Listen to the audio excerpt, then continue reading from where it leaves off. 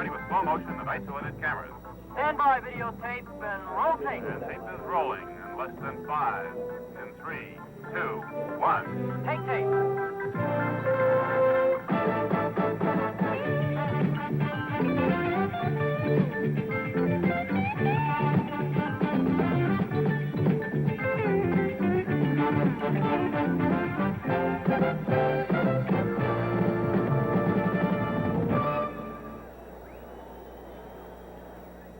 From the Goodyear blimp, Columbia, on a beautiful, cool night, this is the scene at the Oakland Coliseum in Oakland, California.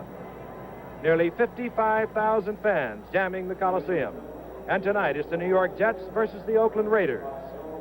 ABC's NFL Monday Night Football is brought to you by Right Guard Natural Scent Antiperspirant, the great wetness fighter with the light, clean scent made from natural ingredients. Right Guard Natural Scent. And by Ford and your Ford dealers. See all the better ideas for 73 at your Ford dealers. Yes, the scene is set in the Oakland Alameda County Coliseum, and we're at that time of the year where the standings speak for themselves. Look at them. The New York Jets at 7-5. If they could beat Oakland tonight and Cleveland, their opponent this coming Sunday, the Jets would be the AFC wildcard team in the forthcoming playoffs. But look at Cleveland. If Cleveland can beat their opponent, the Jets, on Sunday, and if Cleveland and Pittsburgh should lose to San Diego, Cleveland would win the Central Division and Pittsburgh would be the wildcard entrant. And Oakland doesn't want to play Miami in the playoffs in their first game, so they want the Jets eliminated. That's their motivation tonight. Hello again, everyone. I'm Howard Cosell. Welcome to our final Monday night of NFL football for the year 1972. The stakes are high, especially for the Jets, and we hope for an exciting encounter. But frankly, the Jets' hopes ride on Joe Willie Namath because of injured backs, and Namath has a strep throat. If he goes out, or at least a very bad and scratchy throat and chills, if he goes out, Bob Davis, number 15 from the University of Virginia, will be his replacement. Right now, to fill you in detail on the Jets, with his 176 rabbit skins, the incomparable Dan DeRue. Thanks a lot, Howard. You're getting kind of jazzy, too. I like that black turtleneck. California must do it to him. Talking about the Jets, it's been a kind of confusing year for them. The pass seems to be the thing that's caused the most trouble. They lead the league in passing. They also lead the league in passing against them. That means they're number 1 throwing and number 13 keeping the other folks from throwing. They have had a lot of injuries, as Howard mentioned. On defense in particular, they haven't really been too good back there. They've had some. Steve Tannen's been hurt. Holloway's been hurt. John Elliott's been hurt. He's been back. You can go right on down the list. So it's been a thing of injuries.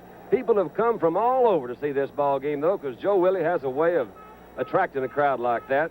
In fact, Jeff and Hazel Meredith from Mount Vernon, Texas are here, and I just thought y'all might like to know that. It was Jeff's first plane trip, and he's having a lot of fun. Going to see a good ball game. We'll get into more details as the game comes along. Chet Forty want me to tell you his mother's here also. But right now, Frank Everett's going to tell us about those Oakland Raiders, because they've already won them a place in that playoff berth. They look pretty good, too, don't they, Frank? Yes, they do, Don, and those rabbits almost made the season.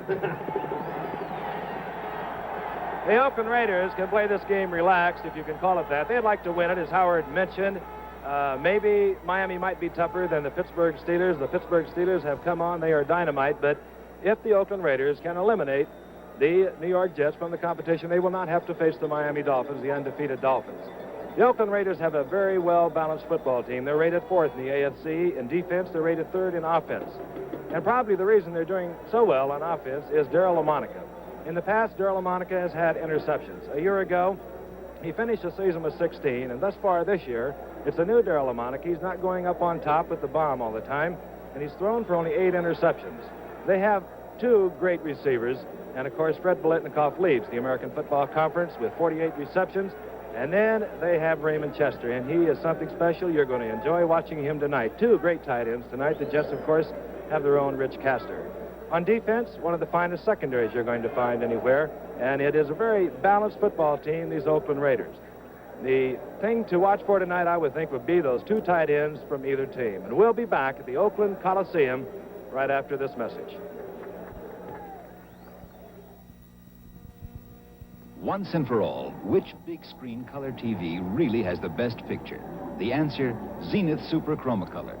Opinion Research Corporation lined up the 6 leading color TVs with all identification hidden and asked more than 2,000 people from all over America to vote for the best picture. Zenith was the winner by more than 2-to-1 over the next best brand. Zenith Super Chromacolor. See the difference for yourself at your Zenith dealer. The solid 73 Ford Torino. Can it ride over this course of 2x4 smoothly enough to keep a tightrope walker balanced on top? High wire specialist Bill Couch is about to find out on a tightrope rigged to Torino's body. He's counting on Torino's suspension to soak up the bumps and keep them safely on that wire. Bill signals, and they're off. Those wheels are taking quite a pounding, but Bill isn't, as Torino's remarkable suspension does its job.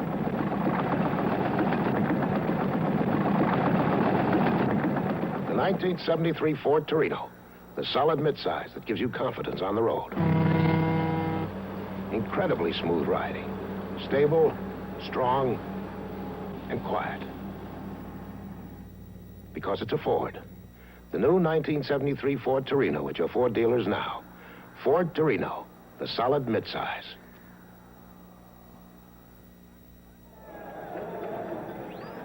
Back at the Oakland Coliseum in Oakland, California, we're expecting quite a football game because when the Jets and the Raiders have met, historically, it has been something else. People recall the 1967 meeting when Ben Davidson tried to realign the profile of Joe Namath. And then, of course, the 68 meeting. Well, there's a little girl named Heidi interrupted that one. 65 seconds left to go. It looked like the Jets had it locked up.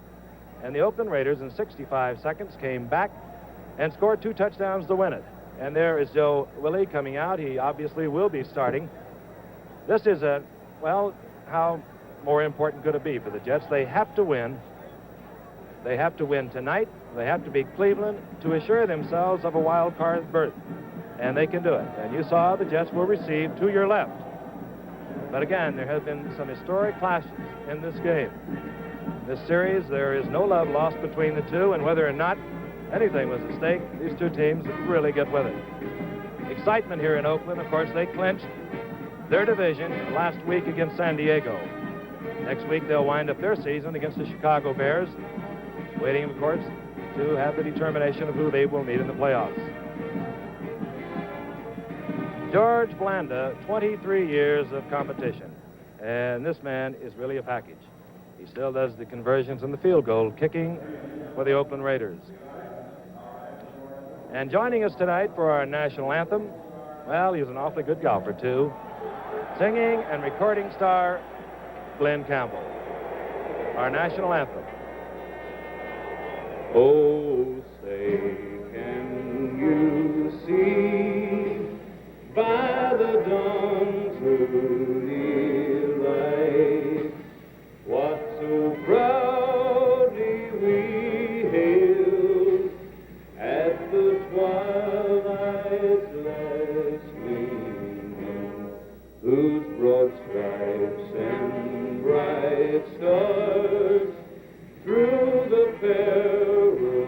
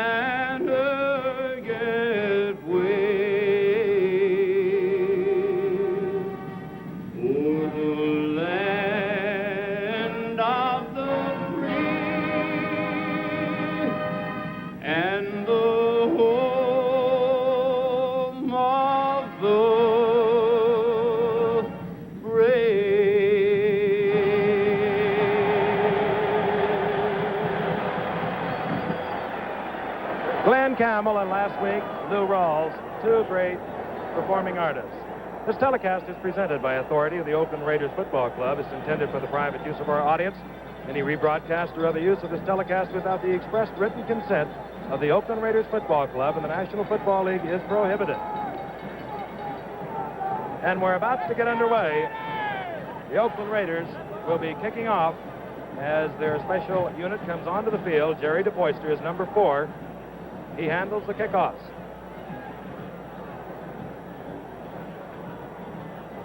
Dropping deep, Chris Farasopoulos on the left. And on the right is Hank Bajorklin, number 40. Farasopoulos, number 19.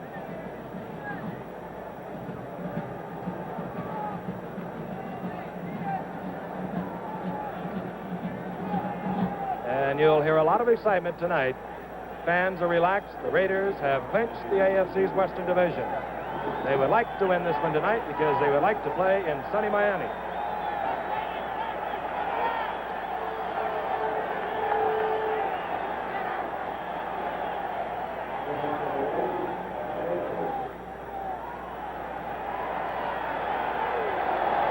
And this will go to the rookie from Princeton, Bajorklin.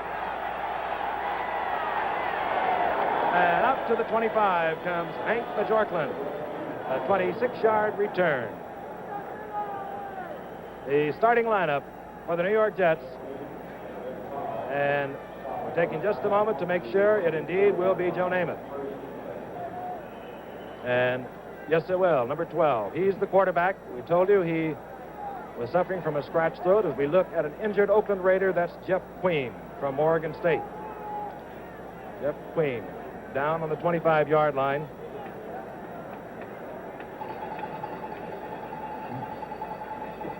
Waiting in the offensive huddle. There you see the veteran, number 13, Don Maynard, who could quite possibly set a new NFL record tonight. He needs 7 receptions to break the record held by Raymond Barry. Number 13, the tight end is Big Rich Castor, of whom we spoke a few moments ago. Number 88, 6'5", 228 out of Jackson State. And Eddie Bell, little Eddie Bell, will start at the other wide receiving spot. In the injury rack running back department, the Jets have activated Emerson Boozer tonight, number 32. He is opening, along with Steve Harkey, number 36.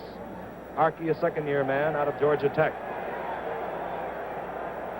John Riggins, of course, had surgery last week, minor surgery to his knee, but he's unable to go tonight. It's a good offensive line. It's a good offensive team. They're 5th in rushing. They're 1st in passing. They're 2nd in the AFC. And now Jeff Queen comes off. That offensive line for the Jets, John Schmidt is the veteran center. Dave Herman, 67, the right guard. Randy Rasmussen, 66. He's on the left guard position. Bob Swias, 76, and Winston Hill, 75 with the tackles. And now we're ready to get underway. 1st and 10. Joe Willie Namath, the quarterback. Moving from the 25.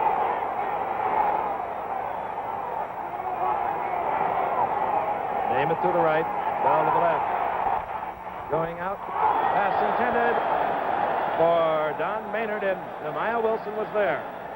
Nehemiah Wilson at the left cornerback, 48. George Atkinson at the tight safety, 43. Jack Tatum is the free safety, number 31. Willie Brown, 24, the right cornerback. They make up a fine secondary. Dan Connors in the middle, 55. Phil Villapiano on the left side, 41. And Gerald Irons, 86, the right linebacker. 2nd down and 10 from the 25. Just underway from Oakland, California. Maynard right, Eddie Bell out left. Namath, little protection, goes out to Castor, and he took his eyes off it. Oh, boy. Well, the first one was almost picked off for a touchdown by Nehemiah Wilson, and this one saw Castor returning to a game he once enjoyed, known as dropsies. Look at that split-screen replay. All alone, yardage to be picked up right through the hands. Nobody near him, no crowd around. Nobody could say was listening for the footsteps. Let's take a look at the roly-poly veteran coach, Weeb Eubank, the only man to win it all in both leagues. And what he's watching is Joe Namath on a 3rd and 10 call from the 25. Both wide receivers, Bell and Maynard, go out to the right. The tight end, Castor, with a lot of speed, is on the left side. Namath looking for Boozer. He has Boozer, and Boozer will be short of the 1st down. Hit very hard by little Nehemiah Wilson. Boozer was just activated this week, Frank, and he has played some good football for those Jets. He came up about a foot short that time. It appears early that they're going to give him the short stuff because Castor was about in that same area. And it also appears that Namath is going to throw and throw and throw and throw, with Riggins and McLean injured and Boozer perhaps rusty from 2 weeks of inactivity because of a hyperextension of his knee. All right, this is O'Neill. He'll do the punting, and he'll be kicking deep to a single safety man with a short man in front. Branch is the up-close man. Oh, and just getting it off. Short kick. Not a big bounce for the Jets on a very, well, we won't call it very soggy, but it is a slow field.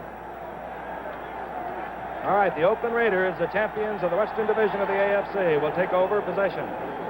And they move with their number 1 quarterback in the AFC, Darryl LaMonica. Their setbacks, Marv Hubbard. He's approaching 1,000 yards. He has 941. Charlie Smith now at number 23 is the other setback. Hubbard 44, Smith 23, and this is Darryl LaMonica. First and 10 from the 28. Hubbard. Over the 35 to the 37 goes Marv Hubbard. As we look at the youngest head coach in all the NFL, John Madden, at 36 years. Gain of 9 for Hubbard. Raymond Chester is the tight end. 87, Bolitnikoff, the leading receiver in the AFC. Number 25 is the flanker. Mike Sieni, the rookie from Villanova, is the other split end. It's second down and 2, the ball at the 37-yard line.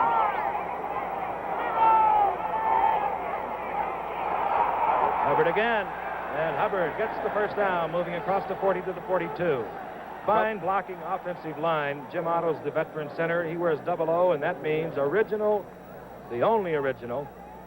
And George Beeler, right guard, 64. Upshaw's the left guard, 63. Art Shell, the left tackle, 78. Big Bob Brown, 76, the right tackle. First and 10 Raiders, moving from their own 42. Here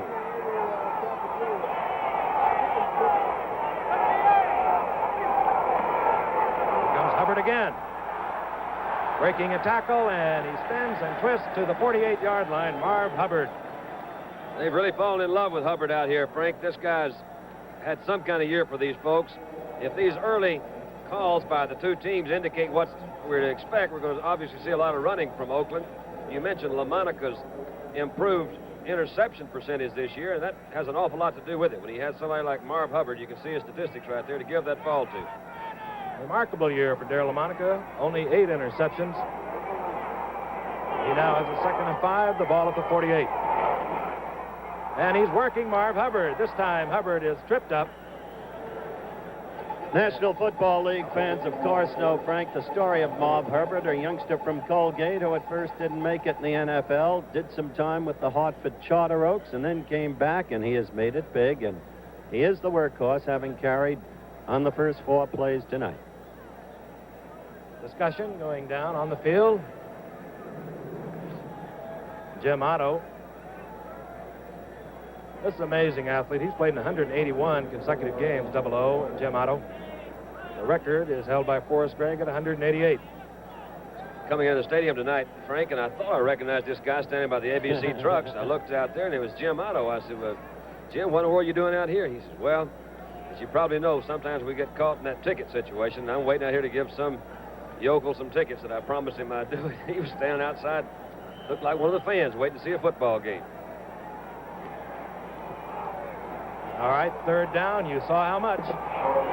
So far, Marv Hubbard has been the workhorse. Charlie Smith is the other, setback 23, Hubbard 44. Hubbard gets the call, and he gets the first down. I'll tell you about that defensive unit of the Jets, and they've had their problems this year. Jerry Philbin, 81 at the left end. John Little, 57, the left tackle. John Elliott, coming off an injury, played one play last week. He's number 80, the right tackle. And number 86, Joey Jackson. He's a rookie out of New Mexico State. He's starting at right end. The secondary, Early Thomas, 45 at the one corner. Steve Tannen, troubled with injuries all year at the other corner. And right now, the Oakland Raiders have a first and 10. They're moving from the Jets' 46. Firing for Bolitnikoff, and just out of reach. Well, this will be interesting, Don. I remember a game Thanksgiving Day a couple of years ago when LaMonica took the Raiders to a quick 14-0 lead over the Lions and then started throwing the big bomb. Frank alluded to his earlier propensity for throwing the big bomb and risking interceptions, throwing deep against the zone.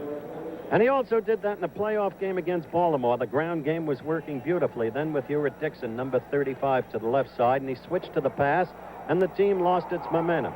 Now he's just switched to the pass after crunching out 2 first downs on the ground. Let's look. 2nd down and 10. The Jets have 4 linebackers. Eversole is in. The draw play. Marv Hubbard. Good hole. Elliott recovers, makes a stop at the 40, and the ball is fumbled, but recovered by Oakland. Just over the 40-yard line, a gain of 6 for Hubbard. 32 yards now for Hubbard. That was Art Shell that jumped in there and covered that ball, Frank, because Hubbard really didn't get it. He fumbled, and there were some Jets around there, and Art Shell jumped in there, number 78, picked that one up. That could have been costly. All right, it'll be 3rd down now along 3. You'll find out now the respect Darryl LaMonica has for the Jets defense. The ball just inside the 40. He puts Bolitnikov out to the right. Ciani, 49, to the left. They get bump and run coverage, as you see, the top of the screen. Going for Bolitnikov, and dangerous in that kind of coverage. Bolitnikov working against Tannen, and Tannen was there. Frank, we'll see Bolitnikov is pretty well covered. That's Tannen there, number 21, is right with him. Also number 51, Ralph Baker, is out in that area. He had a couple of guys that could have been open down the middle. It's pretty hard to see from up here, but Charlie Smith came out of the backfield, as did Raymond Chester from his tight end position. But anyway, incomplete. They'll try a field goal. From the 46, the 23-year veteran George Blanda holds all the scoring records, gets it off. Rocky Turner is watching. It goes through. The Raiders move out in front 3-0. And this is the man. He's 45 years old. We'll be back at the Oakland Coliseum right after this message. Hello, I'm Cricket, the new disposable butane lighter by Gillette. Oh, I'm good for thousands of lights, so I last for months. Cricket by Gillette. Try me. Harry, make sure you get a close shave and don't cut yourself. You gotta look good for the wedding pictures. Don't worry, this is a track too. 2 blades, but recessed so they're safe. Then how are you gonna shave close? When the first blade shaves a whisker, it lifts it out from the face. And before it all snaps back, the second blade can shave it again, closer. And don't ask if I can shave twice with my 1-blade razor. Couldn't you just shave twice with your 1-blade razor? The whisker snaps back too fast. Harry, look at your daughter. Gorgeous. Gorgeous. The track 2. Gillette made it 1 blade better. Captain Joel Chamberlain hovering overhead in the Goodyear blimp, Columbia. And it's a cool night, but a beautiful night here in Oakland, California. 41 degrees, no wind to speak of. And the aging one, who makes all senior citizens happy, George Bland, has just hit on a 46-yard field goal, matching his previous best of the year.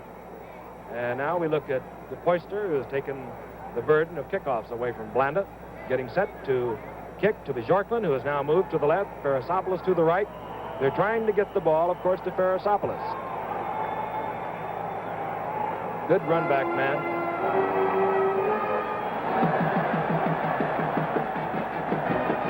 Well, they won't run this one back. It was high and it was long. And the rookie from Princeton, Bjorkman, very wisely kneels in the end zone.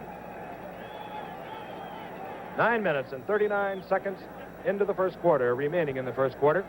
And the Jets on their second offensive series. First time around, 3 quick passes, 2 incomplete, 1 dropped by Castor, 1 complete to Boozer, short of a first down by a yard, over to Oakland, and you know the rest. From the 20, Joe Namath passing just under 50% with 18 touchdowns, nearly 2,500 yards, but also 19 interceptions. That's high in football. Number 36 gets the call. That's Harkey. Second-year man out of Georgia Tech. He's stopped there by Art Toms. Art Toms, number 80. Otis Sistrunk, 60. Tony Klein, 84. Horace Jones make up the front 4 of the Oakland Raiders. We told you the linebackers, and everyone on this Oakland Raider football team has made an interception this year, with the exception of Horace Jones. Maybe tonight's his night. Second down and 10. Out to the right comes Maynard. Out to the left is Bell. Namath again, getting both backs out of the backfield, and fires out. complete out to the left side. Willie Brown covering there as Emerson Boozer rolled out to the left flat. Gain of about 2 or 3. Well, he's going to have to use the short stuff tonight, as Don mentioned earlier. Yesterday in New York City, the Sunday Times sports section had a picture, a chart of what they call Oakland's double zone coverage. It's needlessly complex in its presentation. It's very simple in its execution. We'll discuss it later. 3rd down and 7 from the 22. Bell goes out to the left, picks up Brown. And Bell gets the completion, and he moves out to the 41-yard line, covered there by Willie Brown. But little Eddie Bell is a man you have to really respect for his speed. Not tall, 5'10", 160 pounds. Here he works against Willie Brown.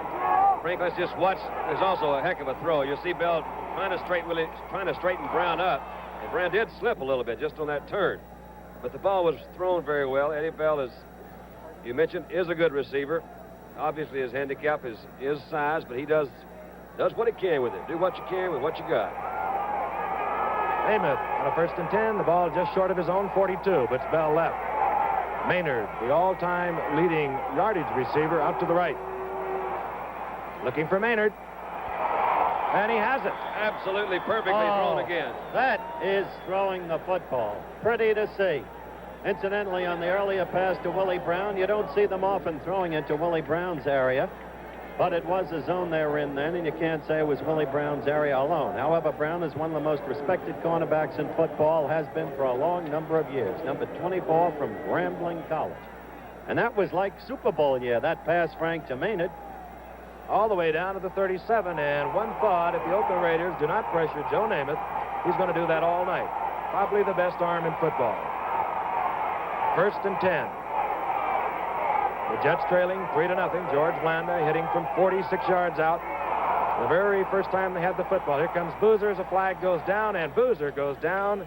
Number 86, Darrell Irons, is there. The middle linebacker, Dan Connors, 55, is there. I think the offside call will be against the Oakland Raiders, I think. But that was only the second running play that the Jets have even tried this evening.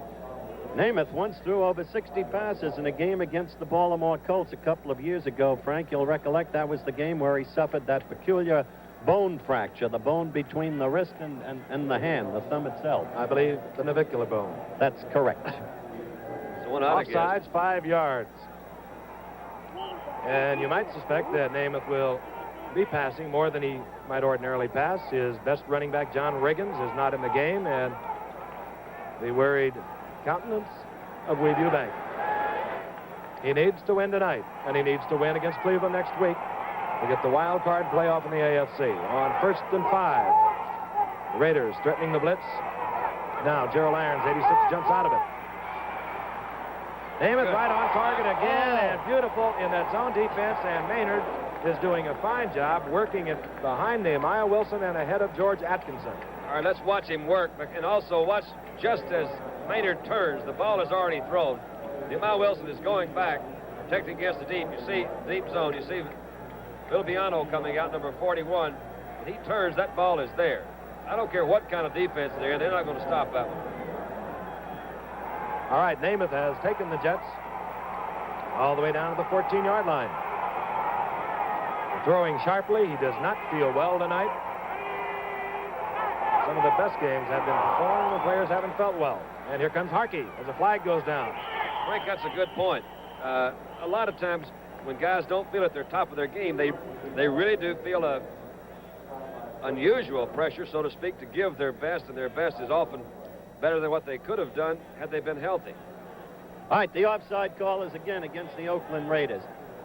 Oh, face mask, I'm sorry. Face mask against the Oakland Raiders. I felt they were also offside, but so was both. And, of course, the Jets will gleefully accept the penalty. But the point is, you're going to see Oakland. You've seen Oakland offside twice so far tonight, based upon that hitch as the linemen straighten up, the offensive linemen, in Namath's cadence. That's an old trick. Weeb Eubank never wanted his teams to use it. He always felt that that was an illegal cadence to induce the other team to go offside. Finally, he subscribed to that particular kind of count, and it's working for him so far tonight. First down, the ball at the 6-yard line. The Jets moving. Jets have thrown 7 out of 9 plays thus far, so you know what they're planning on doing. This is Harkey, and Harkey is inside the 5 to the 3. Harkey was highly regarded, Frank, in his rookie year a year ago, but he was behind some other players who obviously figured ahead of him, and if he's had a problem, it's holding on to the football. He went in against, you know that, gentleman, Don Maynard, number 13, the man who can tonight set an all-time NFL passing record. He needs 5 more. He needed 7 coming in. All right, 2nd down and 3. Jerome Barkham is in for Maynard. Joe. And Joe lost his footing on that turf. He doesn't have the best of knees, as I think every sports fan in America is aware of. Frank, I think they missed the handoff. I think they did. I feel it was to be a run, and you mentioned his knees. Let's see it again. It was a quick count. Harkey slipped. That's right. Harkey was the man who figured in that. That's right. I was down in the dressing room before the game, and I really, I've seen a lot of dressing rooms. A lot of guys get taped up, but he has a brace on his left knee that's just incredible. I don't see how the guy walks. All right, you saw Maynard come back in, Don. He'll be flankered out right. His 3rd down. The ball is at the 7-yard line. Bell goes out, picks up what appears to be individual coverage with Willie Brown. Top of your screen, you do not see it. Maynard, bottom of your screen. He's being covered by Nehemiah Wilson. Oh, picked off by Willie Brown, and Joe Namath could not resist that single coverage he saw. He probably... He's upset at Bell is who he's upset with, Frank. That was a really and truly seemed like this is a Joe Namath night for me, but that ball was well thrown again. Eddie Bell, we mentioned his size, was just, watch him now, he is just bumped very hard right here by Brown, and the ball, you can see, had Bell not been hit in there, would have been right on target again. That's obviously what Mr. Brown's trying to do, though. Was not an infraction of the rules at all. It's a very good defensive play. All right, the Raiders will take over. They'll be on their own 2-yard line, and we'll be back at the Oakland Coliseum where the Raiders lead the Jets 3-0. Your battery is pulled by the headlights, drained by the radio, weakened by the wipers, dragged by the heater and air conditioner. But starting drains more than all the others put together. That's why Goodyear packs the powerhouse battery with more reserve power than the 5 best-selling batteries. When those other batteries give up and die, Goodyear calls up the reserves. Powerhouse, only from Goodyear. When you've had an especially hard day, it's nice to have a lazy boy at home waiting for you. Just sink down, Joe. Way down, just the way you... Well, hi, honey. 8's fine. I'll see you there.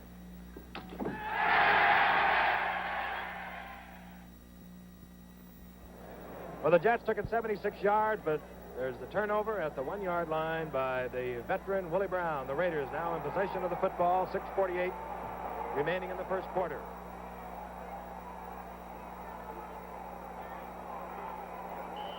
All right. Our referee, Jim Tunney, says, let's get things underway. Monica from the end zone. Firing toward Biletnikoff. Incomplete. And Fred Biletnikoff thought he had it. Covered in there by Phil Wise, who is now in place of Gus Holloman. Carol Monica thought he had it.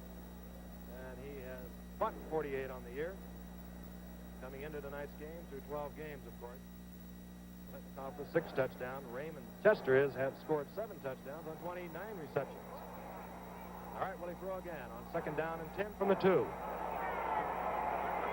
Hubbard 44, Smith 23, and here comes Hubbard. Hubbard moving out to the 7-yard line. Mark it at the 8. They're getting some charge out of that Oakland defensive line. And you talk about Jim Otto. After all these years, he's still so quick off the mark, it's hard to believe. Of course, Gene Upshaw, 63, should be watched closely tonight. He's one of the best pulling running guards in all of football. 3rd down and 4. Ball at the 8-yard line. Out to the left comes Ciani. Out to the right goes Biletnikoff. Raymond Tester, the tight end, number 87 on the right side. But Hubbard gets the call. And he's met in the middle. John Ebersole, number 55. Al Atkinson was there. And he is very close to a first down, is Marv Hubbard. It is close, but he may have just missed it, Gipper. He is now 41 yards. He needed 59 to go to 1,000 yards tonight, Marv Hubbard. He has picked up 41 of those 59. And just short. That's it. So the punting unit will come on. It'll be Jerry DePoyster, who also handles the kickoff duties. He has not been kicking too well this year. A little over 37-yard average. And the Jets have the number 1 punt returner in Chris Farasopoulos dropping deep.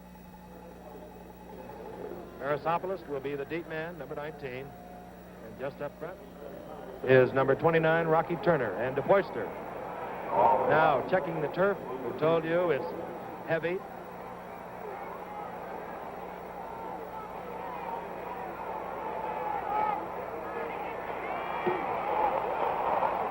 Low kick. Turner has it, and he gets back to about the 39-yard line. Dropped there by Greg Slough. 34-yard kick by DePoyster. So the Jets take over. Good field position again. And we'll be back at the Oakland Coliseum, Oakland, California, right after this message.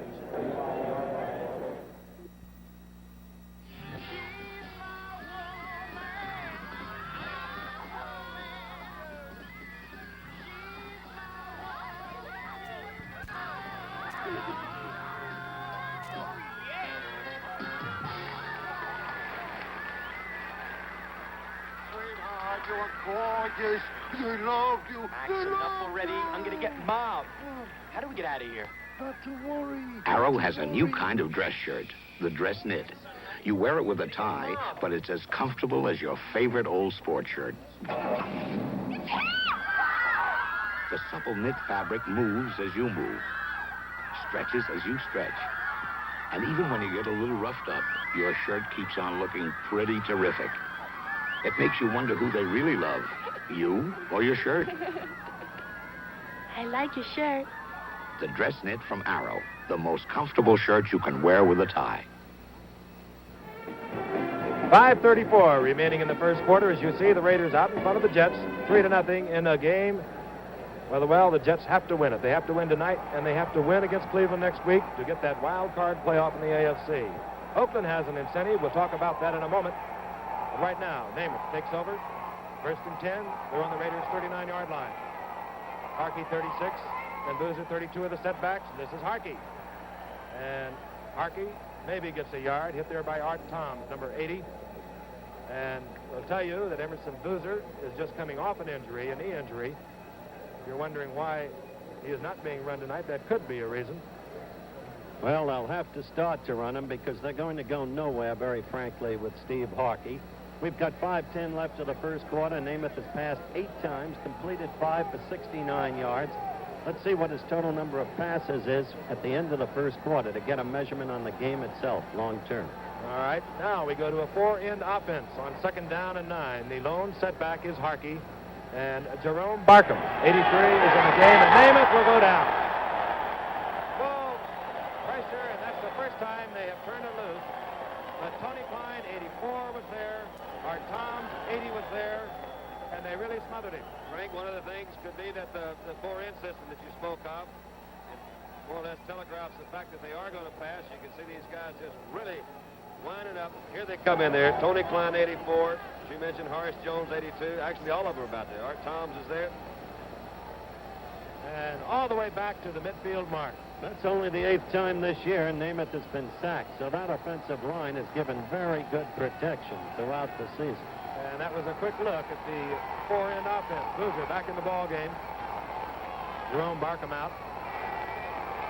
Third down and 21. The ball at midfield. Both backs again coming out of the backfield. Castor. And Rich Castor has it. He may go all the way. And a good block from Maynard. What a block by John Maynard. You're right, Frank. He really poured it on. 50 yards. Rich Castor, his 10th touchdown of the year. This is the toughest situation in the world. Hit a long pass. Third down and long yardage. Watch him come back. Good shot here on the ground. Watch this good protection again and look at the ball. Right over their heads. And here's Maynard, number 13. Watch him. He sees it. Castor has it. Out of his screen. He throws a good block. Look at Castor go. 50 yards and a touchdown. That dive by Villapiano, but no chance against Castor. 6'5", 228, but he is really fast. Bobby Howfield comes on now. He won the game last week on 6 field goals from New Orleans. And Howfield drills it through. So Joe Namath hitting from way out, 50 yards out. The remarkable thing is that he had just been sacked right before that. He came back, called another pass in both of his backs, who could be turned protection out of the backfield, and then hit for the score. Here's just another look at that play. Shows the protection that Frank's talking about. Look at all the Raiders around there. About 5 guys are there. You see him throw that thing right in the middle. Here's from the ground level. I tell you, our boys are working good down there in that truck. Must be old Joe Steady doing something good. Yeah, somebody down there doing Dennis good. Lewin, too. We'll pop all our people tonight. It's the last game of the season. Good shot. Anyway, that thing is right in there. I think that was Massetti rather than Lewin. No, I'm going with Massetti. I'll tell you, these two teams play some games, as Frank mentioned earlier, through all the years. And Namath will come back with that pass a second time, Frank. Those who remember the 27-23 68 AFL playoff game will remember him doing exactly that. The kickoff. And Howfield drills it into the end zone. And that's where it will be filled by Clarence Davis. Touchback. I remember in that 68 playoff game at Shea Stadium, Joe had a pass picked off in the flat, a quick sideline hitch, Frank, carried in for a touchdown by the Raiders, and gave the Raiders a temporary lead. They kicked off. Back came Joe with the very same play to George Sauer Jr., who was then with him. There's Joe Willie now, and he is, believe me, feeling badly. He was taking some kind of pills when I was down in the dressing room before the game, and he was hoarse as could be. First and 10 Oakland. They move from their 20. And here comes Tommy Smith, his first carry of the night. And he runs into number 81, Jerry Philbin. Interesting about Philbin, he unloaded on his coach, Weave Eubank, along about the time of the Washington game earlier in the season, a game won by the Redskins 35-17 at New York. Complained that he had been mistreated in his bargaining by Eubank and was being underpaid. Said openly wanted to be traded, preferably to Washington. Ever since, he's shut up, settled down, and he's playing something like the old Philbin. He's playing effectively. Hit second down 11. Charlie Smith lost the yard. Now both the wide receivers, Bolitnikov and Siani, moved out to the right. Good tight end on the left side, Chester. Rasul Lamonica once. Now he switches off. And he gets it to Bolitnikov, who has the first down. Al Atkinson, 62, back to make the stop. You can't give anyone that much time, Dandy. Not anyone. You're exactly right. Kind of a rolling pocket. You see Darrell standing there in good shape. Now watch Bolitnikov up at the top of your screen, or the left of your screen. Didn't really have to make many moves because he was really open right there anyway. And there's the middle linebacker, Al Atkinson, does make the tackle. That's enough for a first down. Atkinson's, oh, there's Joe Willie again. Atkinson's a first-rate player having a fine year. Ben Brockland, for instance, the Atlanta coach says he's as good as anyone at the drop back and defending against the pass. First and 10 Oakland, out to the 32, their own 32. Again, the two tight wide receivers to the right. LaMonica again with lots of time to throw. And firing for Siani. Did he hold on to it? No. Incomplete. Appears to be a little shaken up on that play. He's grabbed his knee. This guy's really done a heck of a job for him out here this year, too. He sure has, a rookie from Villanova. And he doesn't have a lot of speed. Everyone in the league knows it, yet somehow he's always open. He seems to me, as you watch him on the replay here, to be a somewhat stronger George Sauer Jr., who never had great speed when he was playing with the Jets, but was always loose and a sure-handed receiver. All right, now from the 32-yard line, it'll be second down and 10. Cliff Branch, 21, has replaced Siani. Branch also a rookie, and here comes Hubbard. He's over the 35 to the 37. Met there by Larry Grantham and John Ebersole.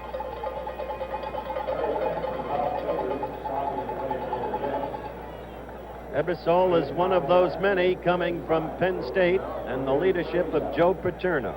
Ebersol's been with them several years now, a little slow in developing, but is still well regarded and is still a tough, strong kid. And Hubbard is now 13 yards away from 1,000 for the season. It's 3rd down and 5. LaMonica will either draw or pass. Both his wide receivers go right. Now he sends both backs out of the backfield, and still he has time, but this time Larry Grantham forces the fumble. They missed a big break right there because it appeared they had it. The Jets had it. Sure did. The official is pointing the other way. And that was John Elliott who forced the fumble. John Elliott also has been injured. He only played one play last week against New Orleans, but again, the Jets did not come up with the football, and on comes DePoyster to do the punting for Oakland. Before John Elliott had knee surgery a year ago, he and Tom Keating of the Raiders, when Tom was younger, were regarded as the quickest defensive tackles in the All-American Football League, each equally outstanding. All right, you saw a brief look at Farasopoulos, over 11 yards average on a return, and he leads the AFC in that department. This time a soft bounce, and it'll roll dead at the 22. 46-yard punt. You know, next Monday night on ABC, it's the Liberty Bowl featuring the Cyclones of Iowa State, coached by Johnny Majors, against the Rambling Wrecks of Georgia Tech by Bill Foker. Don't miss this exciting bowl game next Monday night at 9 p.m. Eastern Standard Time, and of course, it's right here on ABC. All right, let's watch the play selection of Namath now for a particular reason, which will develop in the course of this sequence. 1st and 10 from the 22. Bell goes left. Maynard goes right. Harkey 36. Boozer 32, the setbacks. And top of your screen, you saw Bell jump off sides. And you wonder why a flanker would ever be offside on a running play. You sure do. Boozer had gone for about 5. Only thing you can say, you got to know he sure does feel silly out there. He looks and says, wait a minute, guys. Oh, no. Right out there in front of everybody. That's right. I'm interested in Namath's play selection because recently in New York he's been accused of suddenly turning conservative. Remember, he's thrown 9 times thus far in the first quarter, has completed 6, won a 50-yard touchdown play to Richard Castor. And Namath is anything in his own mind but conservative. Let's see if he retreats to a steady running diet. All right, 1st down and 15. Ball at the 18. Sandy, we've been told, of the Oakland Raiders, has just a slight injury as we look at Harkey. Harkey going off the left side, dropped by Tony Klein. 24 seconds, clock moving in the first quarter. The Jets out in front, 7-3 in a game that they must win or they can forget about everything until next year. The thing to remember about the Oakland Raiders is they're one of the best second-half teams in football, maybe the best in the fourth quarter. This is a strong team, deep in its 40-man roster, and they love Monday nights. We've had them 3 times before over the 3-year span, and every time they've won and scored 34 points in the game. That's the end of the quarter, Giffer. And we'll be back at the Coliseum in Oakland right after this message. You parents ought to know something. Football's not just for us fathers anymore. That's right. Now the whole family's enjoying NFL action player stamps from Sunoco. Great to collect and trade. You get 9 stamps free every time you stop at a participating Sunoco station. While you're there, buy a Stamp Saver album. Regular edition, 89 cents. Deluxe, $2.49. Get NFL action player stamps free at Sunoco. Us kids love them. I'm Raymond Lord, number 5 in one of the coldest parts of the country, Hamden, Maine. My car has to start, so I use dry Sunoco gasoline. I never had any problem. Always started in 20 below zero, and even lower. I'm staying with Sunoco because it's always treated me right. Fill up with dry Sunoco gasoline.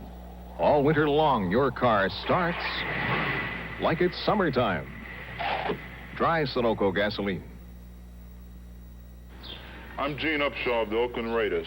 Some of us save all of our lives to ride around in a luxury car like this. But some kids don't have to wait that long. In New York, drugs killed more young people last year than any other single cause. But thousands can still use your help. Before they take that ride, Right, volunteer, Washington, D.C., 20013. What we need, money can't buy. We need you. The National Center for Voluntary Action. The preceding announcement was brought to you as a public service on behalf of the National Football League. Our cameraman, Arch Griffin, from the Goodyear Blimp, Columbia, gives you the shot. We're down on the field is 2nd down and 10. The Jets moving. They have the ball on their own 22-yard line, 23-yard line.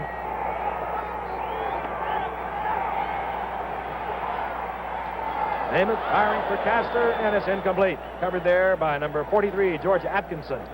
Atkinson was all over him. That was beautiful defensive. He really was. The ball was thrown a little bit behind Castor. It appeared from here. Let's take a look at it and see. But Atkinson certainly is right there. A sideline move from the tight end of the square out. A little bit behind him. Castor possibly could have caught it, but Atkinson's right there to wrestle it away with it. Namath now 6 of 10, 119 yards, 1 touchdown. That 1 touchdown, a 50-yarder to Rich Castor. All right, he'll have to put the ball in the air again. Bell to the left, picked up there by Willie Brown. Out to the right, Maynard. Namath looking for his setback, and complete, but it'll be short of the first down as Castor. That's the kind of pass Andy Dunn always objects to. On 3rd down, you've got to get the 3rd down distance on the passing trajectory itself, not rely on the receiver to be able to run to make the necessary 1st down yardage. Right, Dander? That's the way I was taught, and I think there's a lot of credence in that teaching. Good, you like that. Number 20, Steve O'Neill, on to do the kicking for the Jets. A couple of dangerous run-back artists. This is Cliff Branch and O'Neill. Gets his foot into it. And the fair catch called for by Clarence Davis, number 28. 14-11 remaining in the first half, and the Jets are out in front of the Raiders in a game they must win 7-3.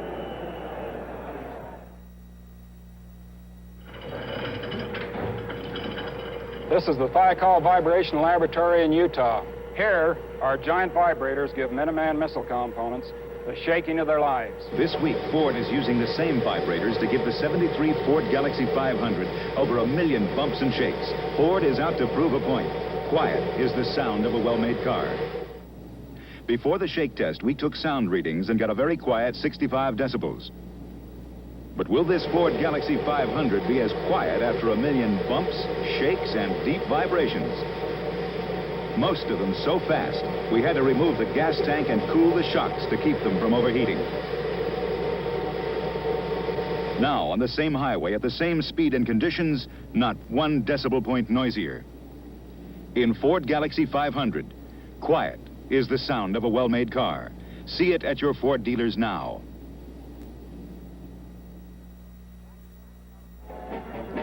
Back at the Oakland Coliseum, we're in the second quarter, 14-11 remaining in the half, and look at Sistrunk, Otis Sistrunk, and he is steaming. It's a cold night, but he is really warm. Defensive tackle for the Raiders. 1st and 10, the Raiders from their own 37. LaMonica now drawing a crowd, but he's trying deep to Biletnikoff. It'll be picked off. That's Steve Tannen. And he's picking up blockers. He really is that. It's Mike Ciani after him over there, and Mike got him. Steve Tannen all the way back to the Raiders' 40-yard line. Finally dropped by Ciani. He returned that 31 yards. I'm sorry, Giffer. I was just going to say that's Tannen's 6th interception of the year. He's been sidelined much of the time with a pinched nerve in his shoulder. They've had a very hard time with it. He's been a much maligned cornerback. He's been beaten a number of times, especially by Howard Twilley of the Miami Dolphins, but everybody gets beaten by a particular guy a lot. Here's the play again. This one's underthrown about 12, 14 yards. You see Tannen looking for those blockers. He cuts in there, someone slips. Ciani's up the top of your screen. He finally got him. 1st and 10, and the Jets have a 7-3 lead. Here comes Boozer. Emerson Boozer cracking down to just short of the 35-yard line. Gain of about 4.5, stopped there by Otis Sistrunk. 19 years, the head coach, not always of the Jets. Baltimore Colts, the only coach who's won titles in both conferences. He's a master at building a football team, isn't he, Giff? He is that, and he is quite a great man, too. He is a nice man. I like him. 19 years. It's a long time to keep the ulcers away. 2nd down and 5.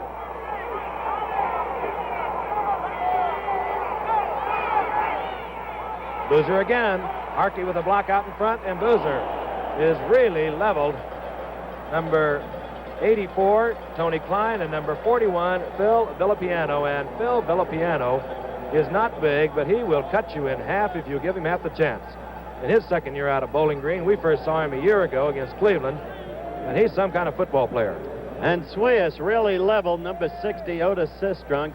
Swias, number 76 of the Jets. And Frank, tempers began to flare. Of course, Swias is a former Raider, was traded to the Jets a couple of years back. It'll be 3rd down now and 2. The ball at the 32-yard line. Namath separating his backs. Boozer splitting. Harkey's the other back, 36. Big draw, looking for Eddie Bell. And it's picked off. It is. No, out of bounds. And he had to come down inbounds with both feet. Did Willie Brown. Let's take a look. He's a beautiful athlete to watch, Willie Brown. Watch him there with Eddie Bell. He's playing his man. He sees the cut, sees Bell, goes up. Now let's watch him. He catches the ball. He's way up in the air. Now watch him come down. Both feet have to be in. It looks that left foot is going out, and it did. Good call by that referee. Absolutely a good call. There. And Bobby Howfield comes on. Sometimes we criticize them. I know you do at home, but these officials have to call it right now, not after they go down and check in the locker room. From the 39, Howfield. He's got plenty of leg. He kicked 6 of them last week, but he misses. And meanwhile, Bob Davis thought he made it. Bob Davis, the holder, but it's no good. The Jets lead the Oakland Raiders 7-3, and we'll be back after this message.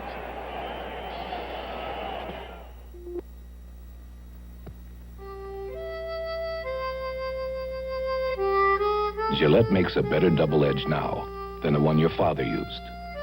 The smoothest edge we can put on a blade for the smoothest shave we can put on your face. The Platinum Plus blade. And someday, Gillette will make even a better blade for your son. The more things change, the more they stay the same. We made the first blade, and we're still the first blade. Gillette. Platinum Plus. Hi, Guy. Sid?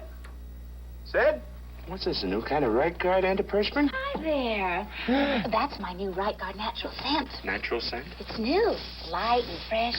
You know, natural. Smell it. Huh? It smells terrific. It's Right Guard. Oh. Helps keep you dry all day. New Right Guard natural scent. Does Mona know about you? Oh, they moved. Oh. This is my husband, Bruno. Bruno? Hi, Guy.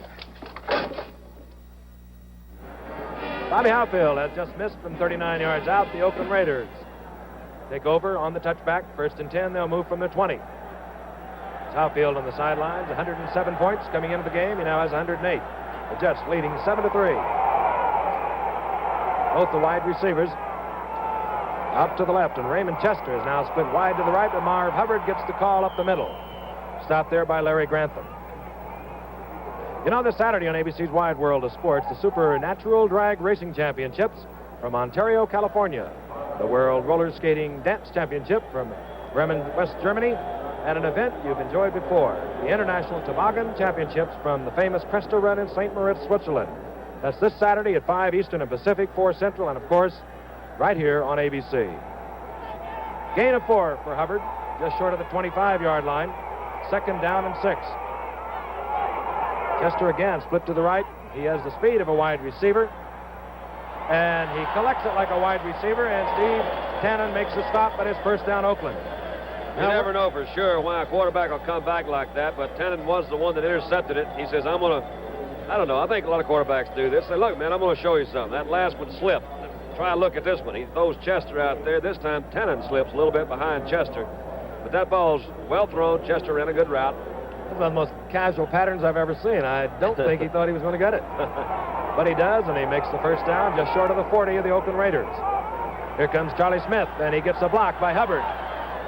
Turns the corner and goes up to the 42, dropped by Phil Wise. Number 27, Also up there was number 21, Steve Tannen. Chester, with his size, will be a mismatch in a one-on-one situation for any of the Jets' secondary. He is an utterly superb athlete, 6'4", 6'4.5", could be a great running back as well as a great tight end. This program is being brought to you as an ABC Sports exclusive. Let's pause 5 seconds to allow our local stations to identify themselves on 2nd down and 8.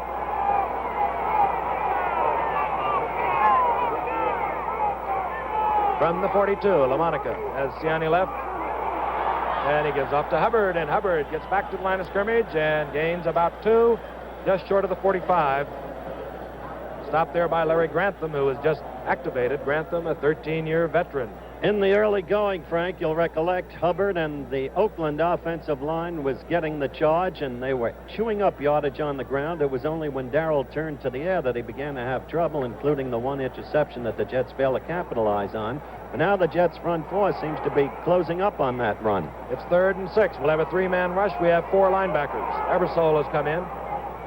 The moving pocket. LaMonica going for Charlie Smith, and he holds on, and I believe he has the first down. Yes, he does.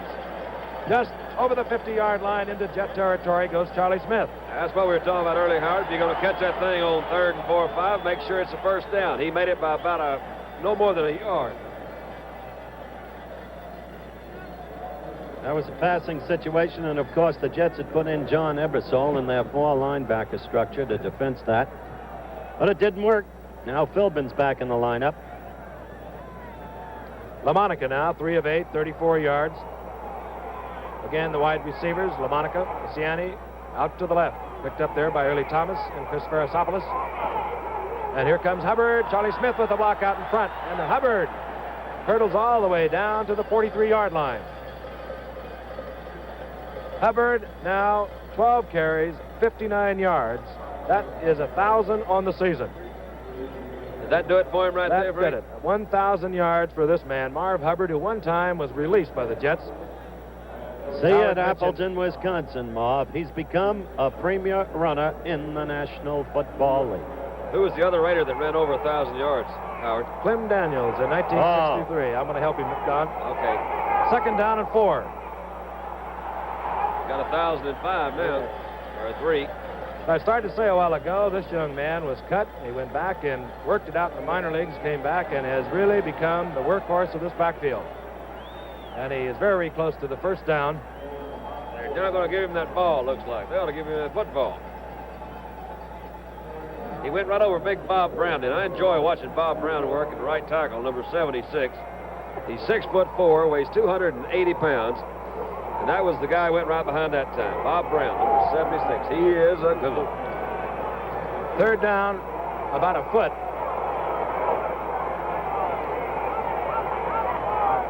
Charlie Smith gets the call. Met there by the right side of the Jet line. But I think he got it quite clearly. They'll measure, but 7:09 remaining. The Jets out in front, 7-3. Joe Namath, a 50-yard touchdown pass to Rich Castor.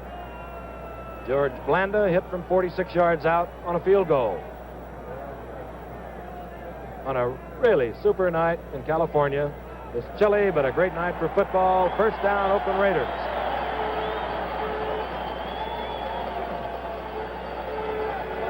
John Madden on the sidelines. 3 out of his 4 years he's won the Western Division. Now looking ahead to possibly, if he can defeat the Jets tonight, it'll be Pittsburgh or it'll be Cleveland. If they don't, it'll be on to Miami and the undefeated Dolphins. On 1st and 10, LaMonica. And he's going up in the air to Biletnikoff, and he's open. He got it. That one was thrown right on the money, I'll guarantee. Could not have been better thrown. Had to be right where it was. Biletnikoff just took off on a fly pattern. It appears that Tannen is hurt. You'll see Biletnikoff come back. He's trying to help him. On split screen, let's watch it again. The Mad Bombers, he called, really unleashed that one. And look at Biletnikoff, right out in front of Tannen. Now look at him, never broke stride. It appears that Tannen is sliding, and he may have, he may have hurt one of his shoulder that we mentioned earlier. Don, it appears to be his knee. I think it buckled under him as he went down. Perfect execution on the play. It really was. This Oakland team, which responds to every opportunity, as they did in their comeback victory. There goes Steve off the field limping. The right knee apparently bothering him. They came back, as you know, in the waning moments to beat San Diego 21-19. They have a way of doing that kind of thing, and they seized their opportunity when the Jets failed to capitalize on their opportunity after Tannen's interception. Failed even to get a field goal out of it. And here's Blanda with Stabler doing the holding.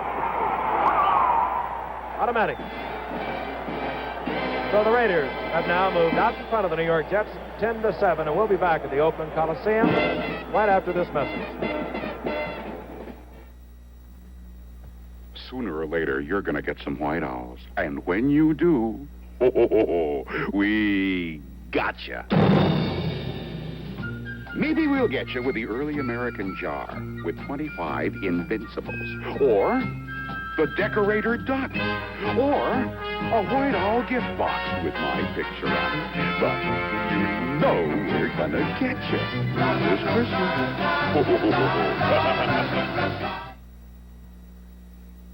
This is the Goodyear XG78, the winter tire with the exclusive cross-cut tread.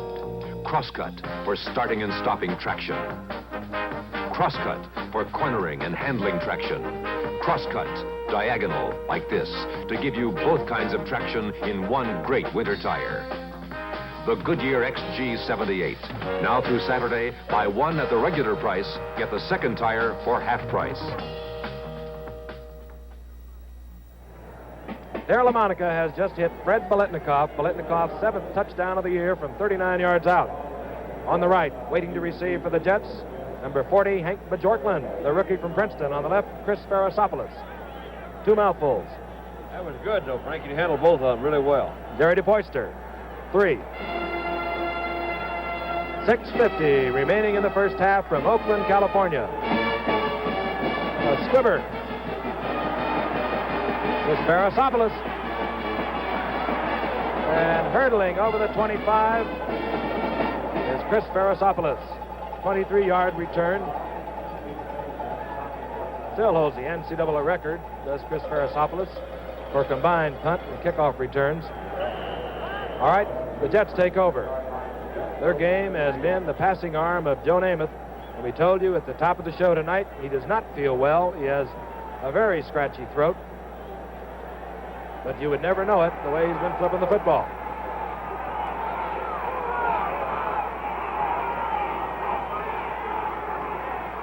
Again, putting both those backs out of the backfield. Out to Harkey. And Harkey upset by Phil Villapiano. There's Fred Biletnikoff, and he doesn't have hands. He just has glue. He chews chewing gum. You can see that right there. He sure does. That's verified. He just doesn't drop the football. It's an event when he does. Namath now, 8 of 13, 131 yards, 1 touchdown, a 50-yarder to Rich Castor. Harkey gets 7 yards. It'll be 2nd down and 3. Ball just short of the 35-yard line.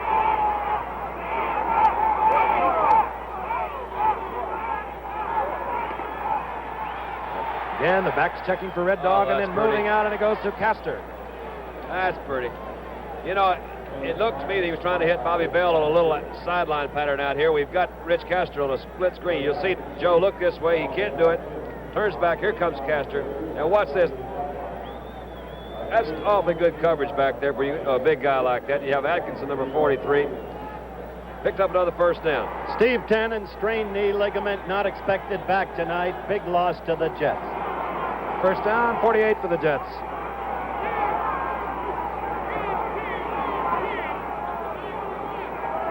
Clock moving. We're inside 5 minutes remaining in the first half. Namath again. Last time he holds his backs in and he goes deep. And underthrowing just a little bit as Don Maynard was streaking down the sidelines. Covered there by number 48, Nehemiah Wilson. And there are some big men. Yes, sir. Bob Brown might be the best in the business.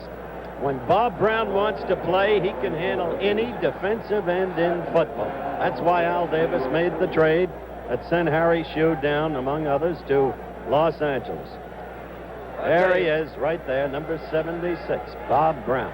You know, Bob Brown, we mentioned, weighed 280. Art Shell is right in there with him. He weighs about 265. On 2nd and 10 from the Jets' own 48-yard line. Maynard, top of your screen, just moved back. He didn't want to encroach at the line of scrimmage. Both backs again out of the backfield. Maynard's open.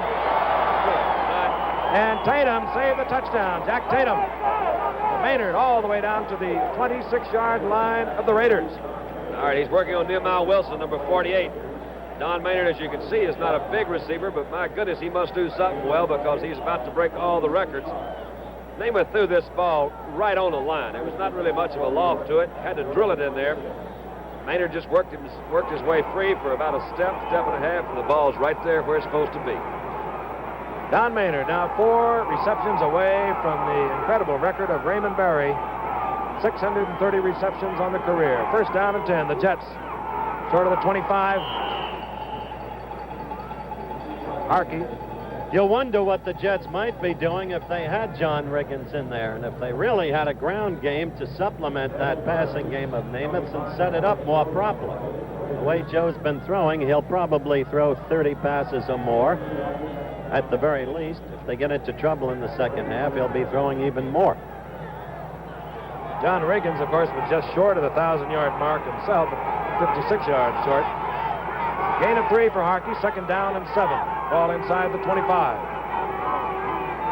Namath this time holding both backs in. That usually means he's going to try and go deep, but he checks off to Maynard. And Maynard picked up by Phil Villapiano, and this is a rough cookie. Phil Villapiano at 222 pounds. Some say he shouldn't even be there at that size, but he is something else. We'll see another look of this from the ground level. I think you're right, Frank. I think he was trying to go deep to Castor. Villapiano has Maynard. Now, you be careful. Be nice to that little boy from Texas, and then he just bounces him right there on the 20. Don is just 3 away from that all-time record Frank's been referring to, and Frank, he started out as a member of the Giants. Certainly did, and he had the speed and everything, perhaps not the finesse that he has now. Of course, one of the greatest receivers of all time. It's 3rd down and 2. The ball inside the 20, mark it at the 18, and Namath will put it in the air again. And intended for Maynard again. And covering well, number 48, Nehemiah Wilson. We've just had an update, fellas, from the Jets bench. They now say they're going to try and get Tannen ready for the second half, whatever that means. Bobby Hopfield, who set a Jet record last week with 6 field goals against New Orleans. His attempt will come from the 25. It'll tie this football game up, a game that the Raiders would like to win. They would prefer to play anyone, I guess, but Miami, the undefeated Dolphins. And the Jets, well, they have to win it or they can forget it. Number 25. Good. It's all tied up. Bobby Hopfield from 25 yards out. NBA basketball returns to ABC for another exciting season in this, the biggest year of professional basketball. The season premiere will feature the Chicago Bulls against the Phoenix Suns 2 weeks from today on Christmas Day at 3:30 p.m. Eastern Standard Time. Then on Sunday, January the 7th, the powerful Los Angeles Lakers take on the Milwaukee Bucks at 3:30 p.m. Eastern Standard Time. In all, we're bringing you 29 games this season with 7 nighttime playoff games. That's the All-Star game from Chicago, and that'll be on January 23rd, and it's all on ABC. Bobby Hopfield sets it up. He'll be kicking to number 28, Clarence Davis, and speedster Jimmy Warren, number 20. All tied, 10 apiece, 2:31 remaining in the first half. And Davis in the end zone, he'll run it out. And Davis up to the 24, where he's dropped by 3 Jets. 28-yard return. Jerome Barkham, the main man.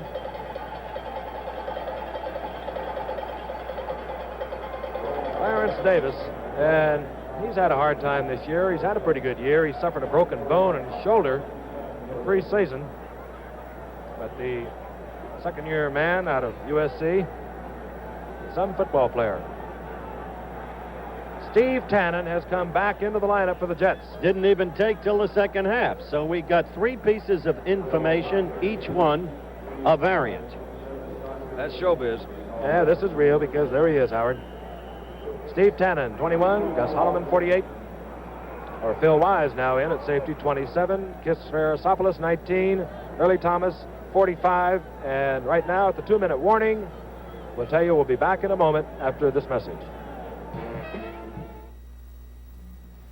About 40 years ago, the first Ford station wagons came on the scene. And people discovered some very original ways of putting them to use. Like absconding with the mascot of your arch rival.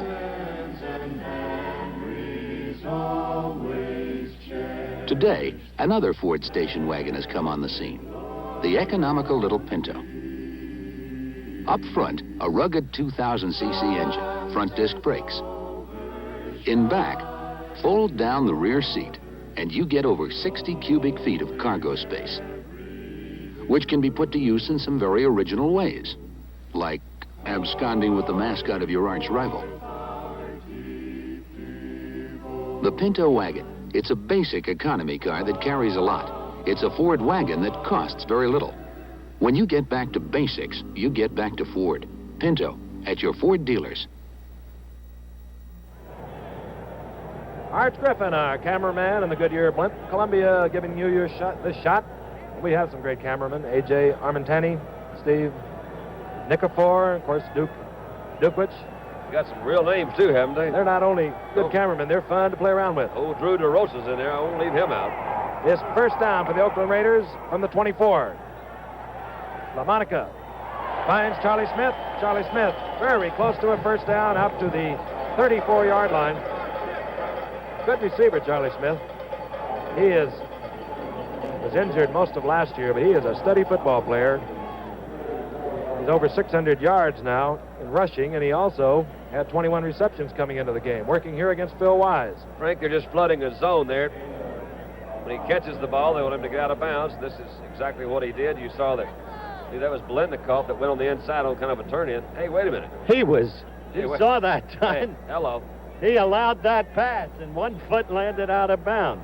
Well, let me see here. Let's take another look. Is it time to say that maybe we're at the wrong angle?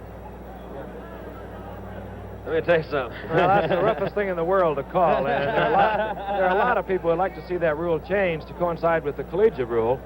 And it wouldn't be a bad idea. And the reason they probably don't do it, because a lot of records would go out the window. And that's probably not a good reason, but that is the reason that people are using. It's a tough thing to call. It really is. Yeah, they're going to miss some of them. There's no question about that. I mean, we've got that one on camera. Second down, you saw how much. 1:55 remaining in the half. Charlie Smith on the screen. Cuts it back, he gets the first down, and he gets out over the 40 to the 41. John Elliott recovering from defensive tackle, making the move, and now Ebersol comes in to give the Jets 4 linebackers. Out goes big number 86, Rich Jackson. Clock moving. 3 timeouts have the Oakland Raiders, but they're not using one. So obviously they're going to put this ball in the air. Obviously, Frank. Obviously they should have, Frank. They sure cost them a lot of time. This time you'll see the timeout by Darryl LaMonica. Larry Grantham in on the stop. This is our last Monday night game, as we said at the top of the show, for the year 1972, but it's not the end of football on ABC. For the first time ever, the Sugar Bowl game will be played at 9 o'clock. On New Year's Eve, it'll be some game between Oklahoma, the Big 8 Conference champion, and Penn State. And don't forget to look at number 30, Greg Pruitt, when you watch that Sooner team. He finished second to Johnny Rogers of Nebraska, you'll recollect, in the Heisman Trophy ballot. Chuck Fairbanks had some year coaching those Sooners. They play exciting wishbone tee football. Penn State, well, through all the years, under Joe Paterno, they seem to excel. Yeah, we have got some excitement here, too, Howard. You know, it's hard to think. Here we are in the middle of December, and as we look at Darryl LaMonica talking to John Madden, they've been together for that period of time, and across the field, the New York Jets, they've worked all these months, 6 months, And if they lose tonight, it's over. That's the end of it. Or if they And tie, it is shocking. Even if they tie, it's over for them. A tie will do the Jets no good. They've got to win to stay alive. And they've had a tough schedule in the late going, in fairness. You play Miami on a Sunday, then Detroit 4 days later on a Thanksgiving Day. That kind of thing isn't easy. What a game that Miami game was, at least in terms of just being a bruising game. But right now, the Oakland Raiders, and they're tied with the New York Jets at 10 apiece, have a second down and 6. The ball just short of the 45. Top of your screen, Ciani trying to get the call from Lamonica. Biletnikoff faking the deep pattern. He slips and falls, but he recovers on a great move. And, well, you hate to overdo it, but Fred Biletnikoff is something else. Oh, I tell you, it was a good move. As Fred Biletnikoff comes down. Darryl Lamonica goes back. It's turned in. You see the feet slide out from under him. He had one hand down, keeping his eye right on that ball. You could just see that he followed the ball all the way into his hands. Made a good reception. First down. They called another timeout, Frank. And over to the sideline, and Lamonica, the veteran, is going to make sure that Steve Tannen is indeed healthy. You know, there's a whole evening of specials Friday for the youngsters. The Night the Animals Talk and Dickens Classic, A Christmas Carol, both in cartoon form. And for the grown-ups, music and comedy on Love is Barbara Eden. And John Lennon and Yoko Ono present the one-to-one concert, and that's Friday here on ABC. There is Maynard on your left, and on the right is the man who has delivered so many passes to Don Maynard, Joe Namath. Here's a good-looking boy there. I didn't realize he was. Look at him. Now, don't curve yourself up, Donald. Yeah, he's an old Texas boy. He came up to the Giants, and I'll tell you, he was raw, but he had some of the great moves even then, and a lot of speed. Went over, of course, and played with the Titans. As we look at our situation, as it's tied up at 10 apiece, we keep repeating the importance of this game, particularly to the Jets, because it's all over if they don't win it. All right, first down and 10. Just inside the 40, Lamonica is going to go deep to Chester, and he attracts a lot of... Who is that, Tannen? Yeah, Tannen almost made an unbelievable interception, Frank. He didn't. It appears that he's hurt again. Right in the same place, Don. Yeah, that's not a good corner for old Steve tonight, but he was right there with him, and as you pointed out, it's, I guess, one of the vicious sides of the game. They seem to have a tendency to pick on cripples, and he is hurt a little bit. But you see Raymond Chester, he's put a big receiver on him, and I'm pretty sure they know what they're doing. You see, they're trying to get some double coverage back here. Here's Tannen, number 21. He's doing his best to get back there. He has a shoulder, Don, that with a bad nerve in it, Howard, and we were talking about it earlier. Every time he gets bumped... Look right there. He almost caught that. Excuse me, Frank. And I think this might be his shoulder, because I think so. It's a nerve in his shoulder that causes his entire side to go numb. He appears to be pretty bad off this time, or at least... There goes Weeb out, yeah. And he is deeply distressed by this. What Frank told you is exactly true. We were together with Weeb Eubank in the Jets dressing room briefly before the game, and Weeb was explaining what happens and why they haven't been able to suture that shoulder or anything. Now they're taking him off, and he's really racked up. I think it might be both. It sure could be, because he's really limping pretty heavy on that knee. Steve is not a big guy. You know, fellas, when I talked about him earlier in the game and described how he had been a maligned cornerback, he's never been maligned around the National Football League as an athlete. Many teams wanted him when they felt he was in Weeb's doghouse a year ago, and many teams would still want him. Some feel at the free safety position he'd be as good as anybody. And that's the essential point I wanted to make. The young man's a fine athlete. That he is, and again, he's had 6 interceptions on the year, picking off 1 tonight. He'll be replaced by Rich Sowles. Sowles, a second-year man out of Alcorn A&M. He's had his own shoulder trouble, as you know, Frank. He's wearing a brace. He had a shoulder separation earlier this year. And you watch Lamonica check him out with 1:02 remaining in the half. Biletnikoff moves out to the right in front of Rich Sowles. Sandy on the inside. And right away, and Sowles gets the interception. He checked him out. And Sowles has got pretty good hands. And he came through.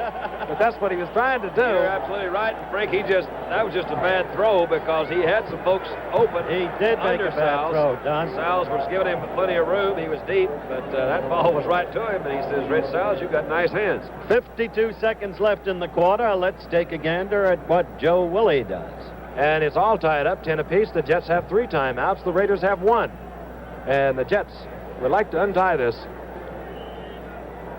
Namath has been intercepted by once and LaMonica twice. Bell, 7 to the left. Maynard out to the right. Castor, the big tight end. Number 88 is on the right side as Namath again puts both those backs out. Oh, me. Eddie Bell wide open right in the slot between those 3 men, and you saw a great picture of the zone defense and a great move by Eddie Bell. That's right where you have to pull up. Frank, I know we've said this before, and I guess a lot of other folks have this season, but this is true. They know they're going to throw. You see Brown giving him plenty of room. There's just a hole right there in the middle, and that ball was well thrown. Bell ran a good route. They're picking up good yardage. They can't do that all the way up and down the field, but when you're way back, you give them plenty of room because you don't want them to get that quick touchdown on you. What they're trying to do, just get them. Judge O's trying to get as close as he can, maybe get a field goal out of this And thing. Bell gets the 1st and 10, just short of the 50, 36 seconds. Bell moving out of bounds, killing the clock. Both backs out of the backfield again, and Namath with good time. And I'll tell you, he drilled that, and Eddie Bell, who only goes 5'10", just could not quite get his fingers on it. Namath couldn't resist. He looked first over to Boozer, who was wide open, who might have given him the first down. Now you're saying only Eddie Bell. He couldn't resist. He knew he could hit Eddie. Yeah, that's what hit Rich Castor in the chest. Wasn't that badly thrown. Exactly right. It was well thrown. And he wanted the big yardage and maybe the touchdown if he could grab it off. Otherwise, he had Emerson. You saw him look to his left briefly during the course of the play where Boozer was at the left sideline. It's 2nd down now and 10. 6 seconds used. Now 30 seconds remaining in the half. Again, all tied up. The Jets and the Oakland Raiders at 10 apiece. Harkey. And he just gets back to the line of scrimmage. And if you wonder why you do that, you have to do it now and then. Otherwise, that defensive front 4 can just completely disregard the run and come from all angles. Namath uses one of his timeouts. He'll go to the sideline. Jeff, I'm afraid to say this, but we've just had a report from the Jets bench that says this time it looks like Tannen is out for the night. However, we can expect at any time an update based upon it's the same knee injury apparently as earlier. Strained ligament in the right knee. But be prepared for a change at any moment. From the Goodyear Blimp Columbia, and we had a good look at Joe Namath. We were giving that Columbia really a workout tonight. Yeah, a lot of folks don't realize it, but that's 202,000 cubic feet of helium in there. Does it really? How many people? 22. And look at O'Arch Griffin give us that shot. It can go 30 miles per hour, Dandy. Its length is 199 feet, its height 60 feet, its width 48 feet. 202,000 cubic feet of helium. Well, that's a good shot of the 2 relative captains coming in. You saw Namath come back in from conferring with Weeb Eubank on a 3rd down and 10. The ball just at midfield. 26 seconds remaining, and you saw Dan Connors coming back from John Madden. Let's see what the 2 head coaches put together. Oh, out to the right goes Maynard, and out to the left is Eddie Bell, and the Jets just playing deep, but they keep their 4-3 alignment. Now they're in a 3-man front 4. Intended for Harkey and almost picked off by Dan Connors. Dan Connors just about came up with that one. 21 seconds now remaining. And Steve O'Neill will come out. It's just out of range of Howfield. Nothing ventured, nothing gained, but had he hit Emerson Boozer over here on the sideline a while ago, he could have easily picked up 10 or 12 yards. They would have been in field goal range. That's correct. He just couldn't resist going for the big baby. Left branch is deep. This will be, well, the attempt at the fair catch by Davis, and wait a minute. The Jets recover. They're inside the 25. 13 seconds on the clock. And the Jets have 2 timeouts. Now, you can probably get a playoff. Clarence Davis is watching this one. This one goes right through the breadbasket. You can see he didn't even close it up on it. And look at the Jets down there. Let's see who's going to get it. They all got it. It appeared to be number 61 to me. Roger Finney. Don, you got 13 seconds remaining. How many plays will you try? I'm going to throw one good one, then kick it. Well, Bobby Howfield is out on the field now. I think the thinking is we don't want to take any chances, even though they have one timeout.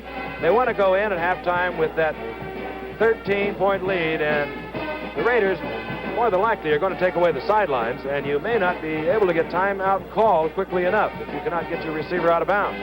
Little Bobby has missed one tonight, connected on one tonight, but last week he was the whole ball of wax. 6 field goals out of 7 attempts for an 18-17 victory over the New Orleans Saints. The final one coming from 42 yards out as time had run out.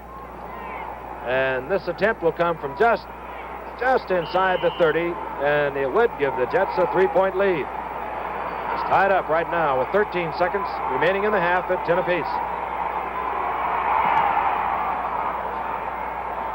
It's good. And unless they run the kickoff back, the Jets are going to go to the locker room 13-10 over the Raiders in a game that they just absolutely have to have. Let's see who's going to get it. They all got it. It appeared to be number 61 to me.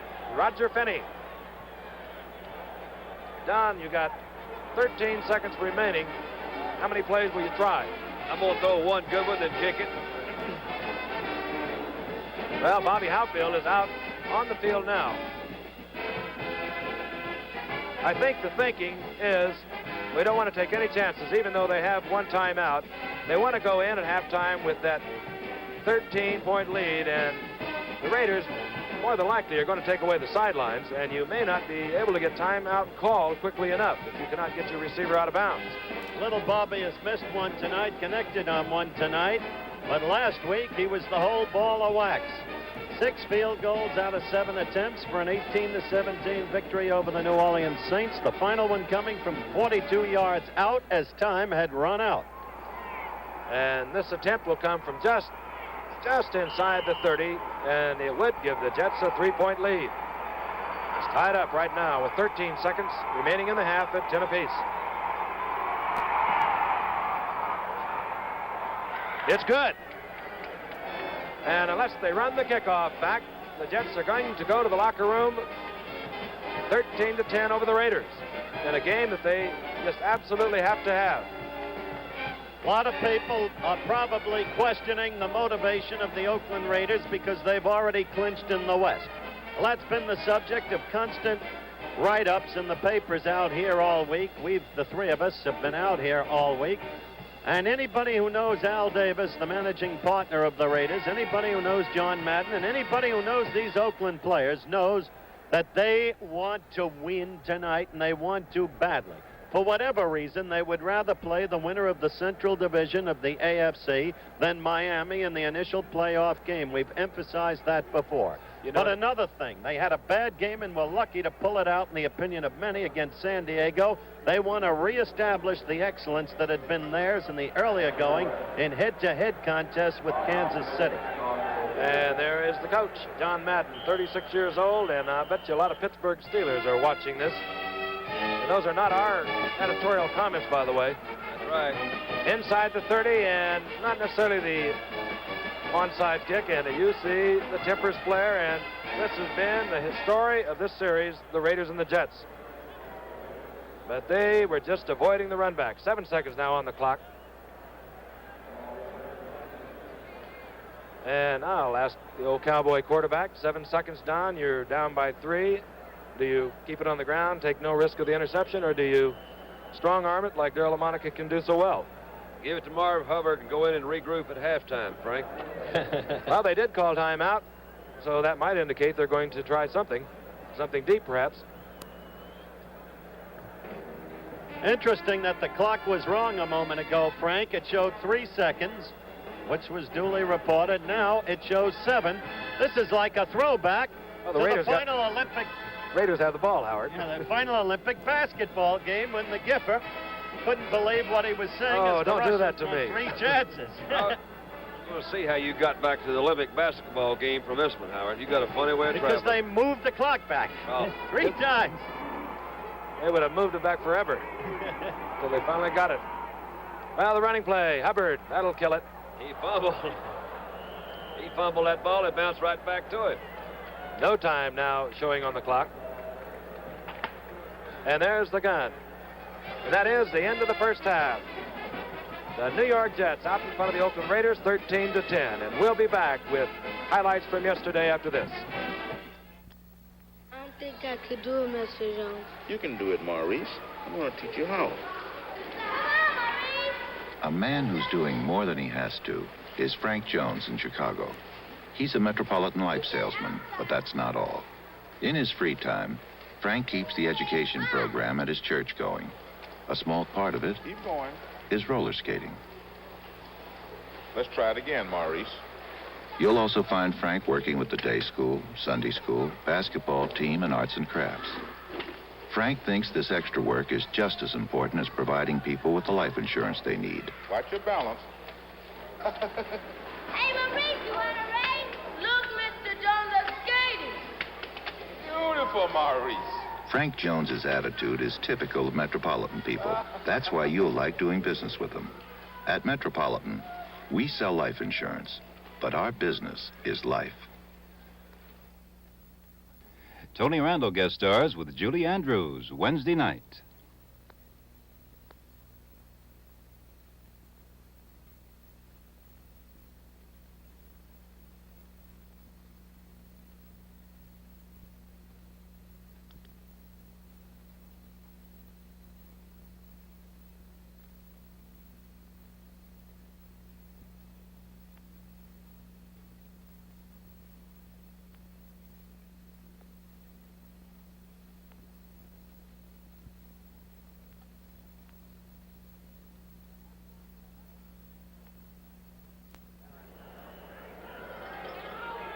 At halftime in Oakland, the New York Jets are out in front of the Raiders 13-10. And we'll be looking at highlights of the NFL games of the weekend in a few moments.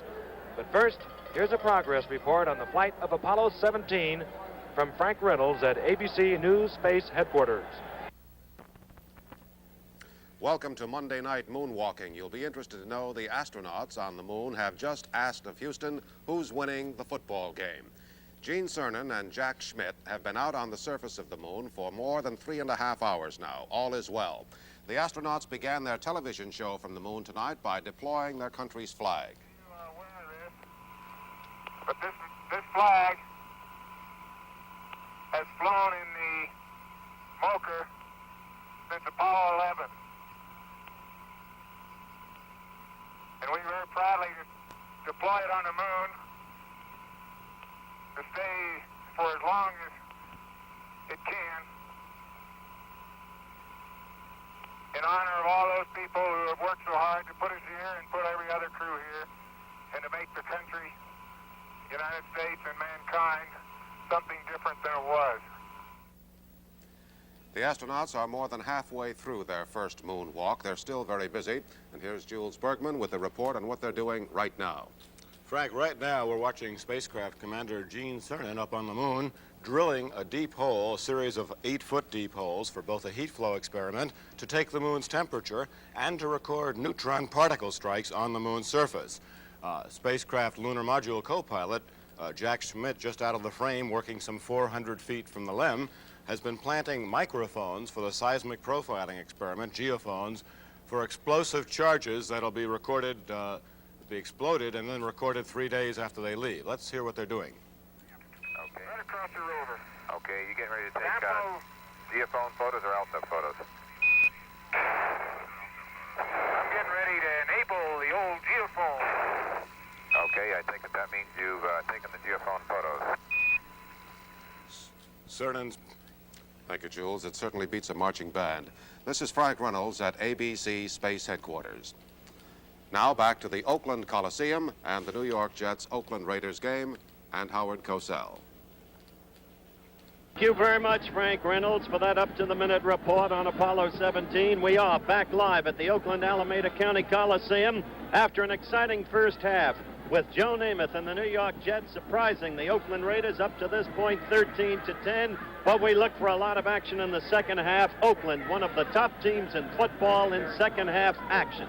Now to our weekly procedure of showing you halftime highlights from critical encounters over the preceding Sunday, and in this case Saturday too. We've jammed in 6 games for you.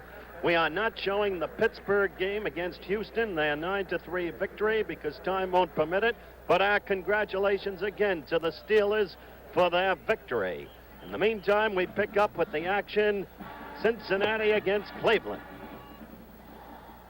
This is Riverfront Stadium, Cincinnati, Ohio. A showdown game coming up between the Cleveland Browns and the Cincinnati Bengals. Both teams hoping to get the wild card playoff berth.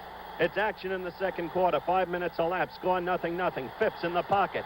Hitting Frank Pitts, number 25, who is missed by at least 3 tacklers there, as you see, and Pitts goes downfield for the touchdown. Cleveland assumes a 7-0 lead. What an extraordinary year Pitts has given the Brownies. Used to be with Kansas City. What a surprising team the Brownies have been. This is fourth quarter action. Field goal attempt from 27 yards out by Cockcroft of the Browns. The score tied at 24-24. It splits the upright, and the Browns lead 27-24. The Bengals aren't through yet. Now they're threatening, trying to get the game-winning touchdown. Virgil Carter rolling right, looking downfield, throwing. Billy Andrews tips it up in the air. It comes straight down to him. That interception saves the game. Cleveland wins it 27-24. Cincinnati eliminated, but the Browns very much alive for a wild card berth in the American Football Conference. These are the Dallas Cowboys at Texas Stadium in Irving, Texas, going against their earlier season tormentors, the Washington Redskins. The Cowboys want to clinch a wild card berth today, and they begin early. It's the first quarter, a little more than 5 minutes elapsed. What a block by Blaine 9, number 61, as Calvin Hill rolls in for the touchdown. Dallas leads it 7-0. Now it's the second play of the second quarter. Dallas has built its lead to 14-0. Walt Garrison on a burst up the middle. How quickly he gets off the mark. What a familiar sight this is to NFL fans. It's 25 yards, a touchdown. Dallas 21-0 over the Redskins. We're in the second quarter, just 2 minutes remaining. It's 21-3 Dallas. Craig Morton rolling right, ostensibly to pass, but no, he's bootlegging that ball into the end zone. 12 yards, a touchdown. Dallas 28-3 at half. They go on to win 34-24 and clinch a wild card playoff berth in the NFC. That's Dan Devine. They say college coaches can't coach in the pros, huh? Ask Devine, who was at the University of Missouri 2 years ago. His team going against the Vikes at Metropolitan Stadium in Bloomington, Minnesota. That's MacArthur Lane, and this is an index to the hitting in the contest.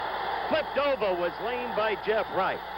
Now, we're early in the first quarter. 3 minutes elapsed. That's an end around to Stu Voigt from Tarkenton. 1 yard and a touchdown. That's what this play netted as the Vikes took a 7-0 lead over the Pack. Now we're in the third quarter. It's early. Minnesota leading the Pack 7-3. This is the action as we pick it up. And back to pass is Francis Tarkenton. He throws to his veteran friend Billy Brown, who catches it and fumbles. And Fred Carr picks up the ball. He's returning it downfield and will go all the way to the Vikings' 28-yard line, thus giving the Pack the field position they've been looking for. Now watch this play. Scott Hunter, of course, number 16. Handing off to the great one from Ohio State, John Brockington, who for the second year in a row will pass the 1,000-yard mark in yards gained on the season. A first down on that play as they busted over Paul Krause. And then Hunter sneaking in for the touchdown that gives Green Bay a 10-7 lead over the Vikes. Oh, how this Green Bay team, young as it is, has come alive this season. Now we've got 3:30 left in the third quarter. Tarkenton back to pass. He intends it for John Gilliam. But Willie Buchanan takes the deflection. Number 28, the great rookie cornerback from San Diego State. He returns it 25 yards to the Minnesota 24-yard line. It's just 4 plays later, and you're looking at MacArthur Lane, acquired by trade from St. Louis. A touchdown, 17-7. This made it favor of Green Bay. The final score, 23-7 Green Bay. They win the black and blue division title in the NFC.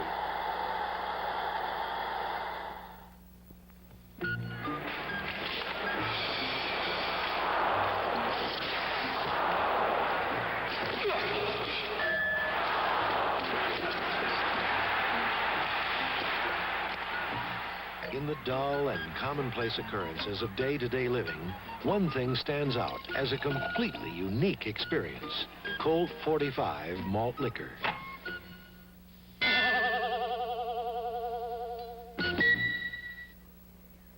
Goodyear test track in Luxembourg, Europe, Jackie Stewart, world's champion racing driver, is about to test a new Goodyear radial tire. The custom wide tread radial, made in America for American cars. Goodyear has made radial tires for Europeans for 13 years. Now this knowledge has been put to work in building a new radial tire for American driving. The sidewalls flex. The tread stays firm for handling and long mileage. In addition to exceptional long wear, the Goodyear radial gives you a confident feeling of control on slippery roads, on curbs, making sudden stops. The custom wide tread is a radial tire with a polyester cord body and 4 belts to hold the tread firm on the road. Only Goodyear has the custom wide tread radial, made in America for American cars. See your Goodyear man.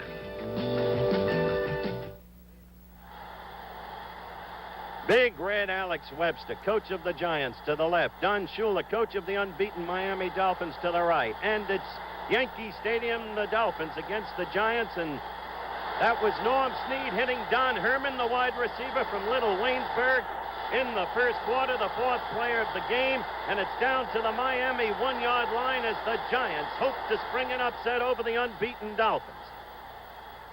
It set up a 1-yard run for a touchdown by Johnson, but quickly Miami struck back with a long march, and that was Mercury Morris, number 22, going in for 12 yards and a touchdown. The Giants' extra point had been blocked, so Miami took a 7-6 lead. Now with the score 10-6 Miami.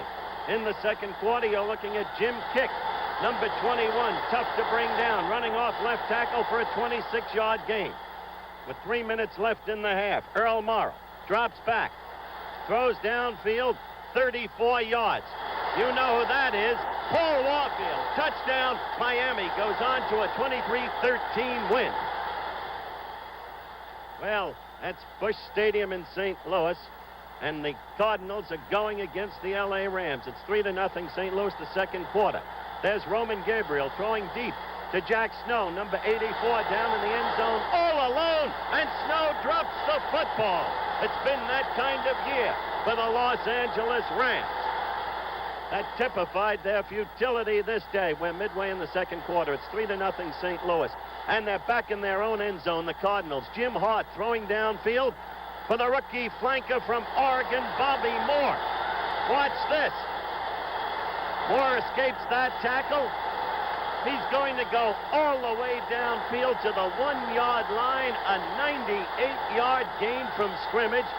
Still not a touchdown, but what a play and what a turn in events for both the Cardinals and the Rams. Donnie Anderson went in for a touchdown right after that to make it 10-0 St. Louis.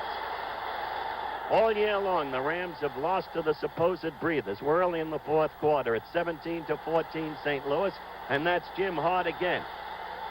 Down to the elongated receiver from Richmond, Walker Gillette. 24-14 St. Louis over Los Angeles. A stunning upset, but Los Angeles still alive in the playoff scramble. Dick Nolan, head coach, San Francisco 49ers, worriedly pacing the sidelines at Candlestick Park. We're midway in the fourth quarter. The 49ers, Jimmy Thomas, with the 49ers ahead, 6-0, trying to move to the left, blocked off, almost tackled, then reversing his field, still behind the line of scrimmage. But now he finds some daylight, moves down the sideline, picks up 22 critical yards as the 49ers get field position that they desperately wanted at that moment. It's the very next play, and the handoff is to Vic Washington.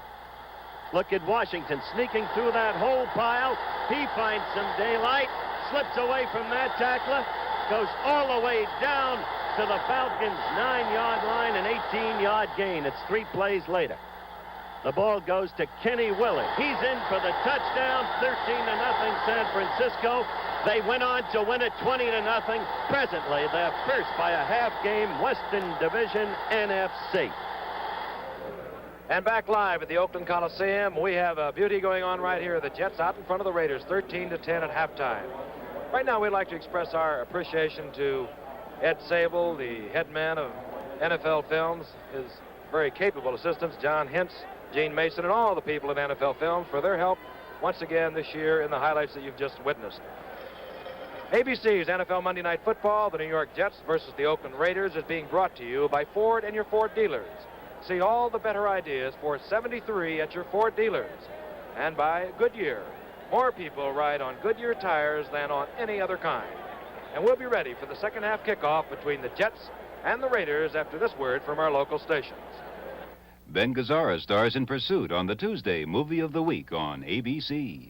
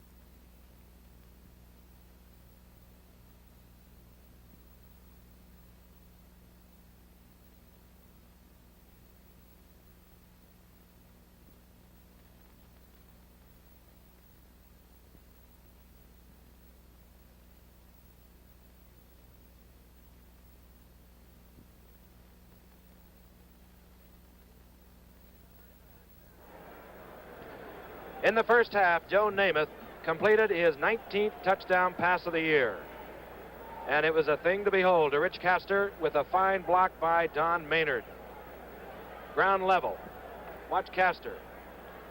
The third-year man out of Jackson State with good speed. There's the block by Namath. You just saw it briefly. But this has propelled the Jets to a 13-10 lead over the Raiders. And later, LaMonica to Biletnikoff, and you will never see a more pretty pass than this, Don. Perfectly thrown, Frank, and Biletnikoff, as we pointed out, really can't catch him. You see, he never broke stride, but it's way out there in front. Stretches out and gets it. That's when Steve Tennant was hurt the last time, and I'm afraid he's going to be out for the rest of the game. As we await the kickoff for the start of the second half, an old friend of Frank Gifford's, who helped Giff so much in his career and whom Giff in turn helped so much in his career, just walked into this booth. One of the best quarterbacks in the history of the game, number 14, Yelverton, Abraham Tittle, wearing a fur hat and looking 65 years old. Oh, from Marshall, Texas, no less. And there's another great arm. Y.A. Tittle, how about that? Joe Namath warming up on the sidelines. On the night, he's 12 of 21, 194 yards, 1 touchdown. There's Bobby Howfield. He's set to kick off. Davis is on your left. He's number 28. And Jimmy Warren, number 20, on the right. Davis right at the goal line. And out to the 24-yard line goes the third mirror man out of USC, Davis. Dropped there by Hank Bajorklin. 25-yard return. The Raiders now trailing by 3 will take over as we get set to start things here in the second half. Offensively, of course, it'll be Darryl LaMonica, Charlie Smith, 23, 1 setback. Marv Hubbard, the other setback, 44. Raymond Chester, the tight end, number 87.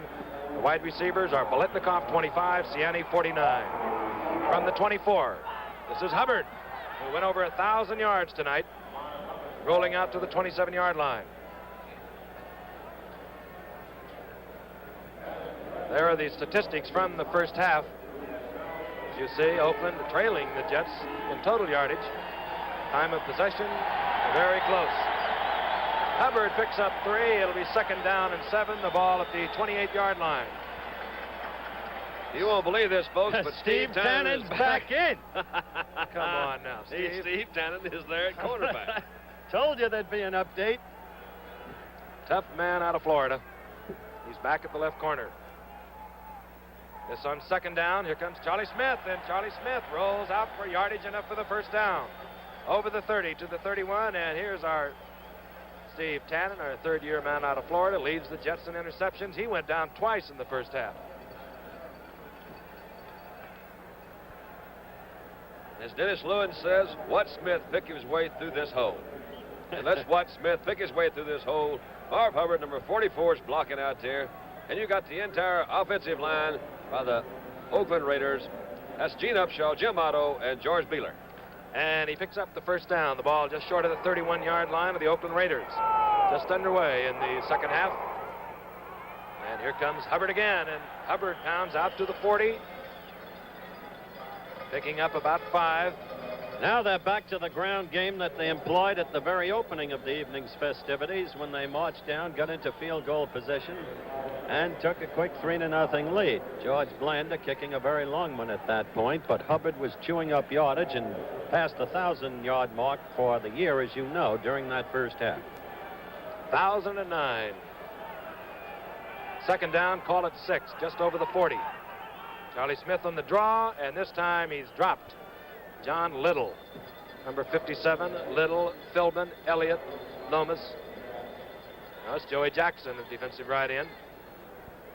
And at the linebackers, Al Atkinson, number 62, Ralph Baker, 51, Larry Grantham, number 60. And on a passing situation, we will see number 55 come in, John Ebersole. And we have now a 3rd down and 5. Just over the 40-yard mark. Chester on the left side, number 87, big tight end. This will go to Biletnikoff right in the seam of that zone defense, and Biletnikoff picks up the first down, moves into Jet territory at the 44. Frank, there's been a lot of discussion. You mentioned the 4th linebacker coming in, but look at the time that LaMonica has to throw back here. And I'm under the opinion that, man, if you give him time to throw, he's going to find somebody open back there. I don't care how many people you've got. They're still working in front of Steve Tennant. And look at Steve, almost got that same knee hurt again. You can see him give to it. It's his right knee. They picked him up pretty good that time.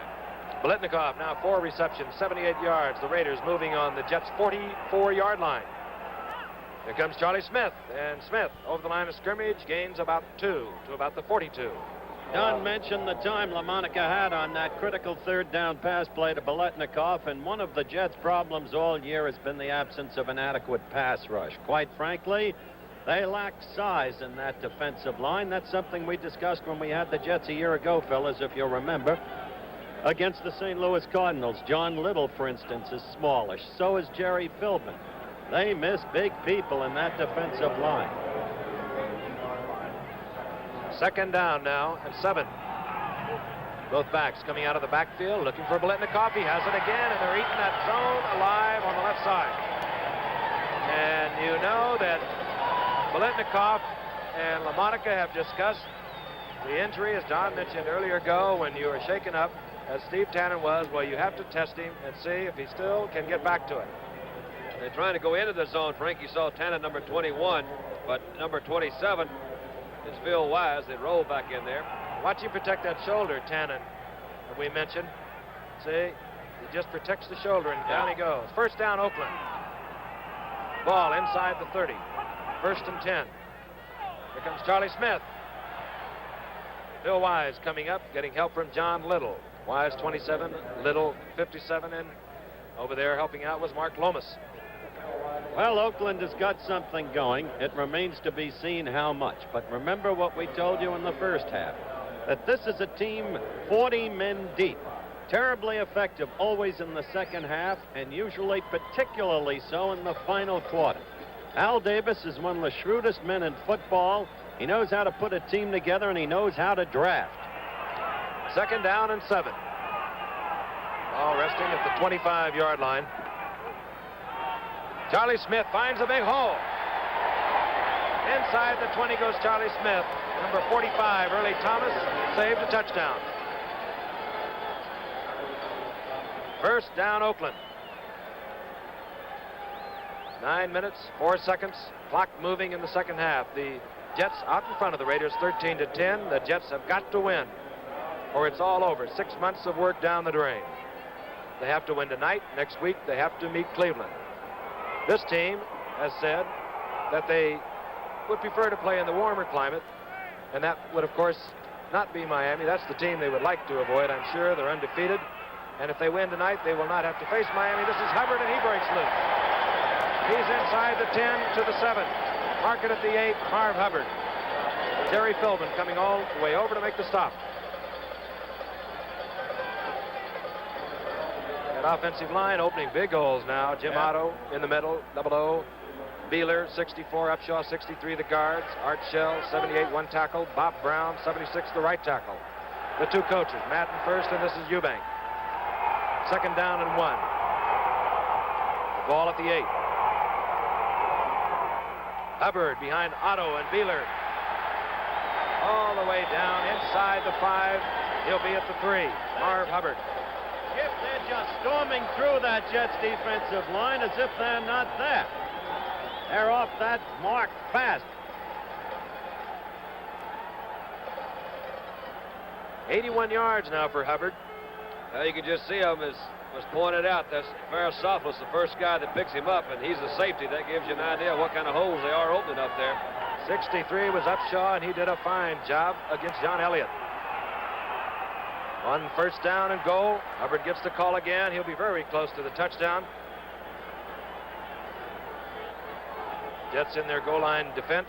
Number 71 is John Mooring. Lomas is in, number 84. Philbin, 81. As they unpile at the 2. It's Joey Jackson, Frank, who also just came in, number 86. He's down at the bottom of that pile, too. Atkinson, the middle linebacker, is the guy they depend on to hit at that line of scrimmage and push him back. These defensive line are trying to dig in there. Marv Hubbard's coming out. And Pete Banaszak goes in. We told you that Hubbard went over 1,000. The ball placed now at the 1. Smith gets the call. Touchdown, Oakland. Oakland regaining the lead. 14 plays.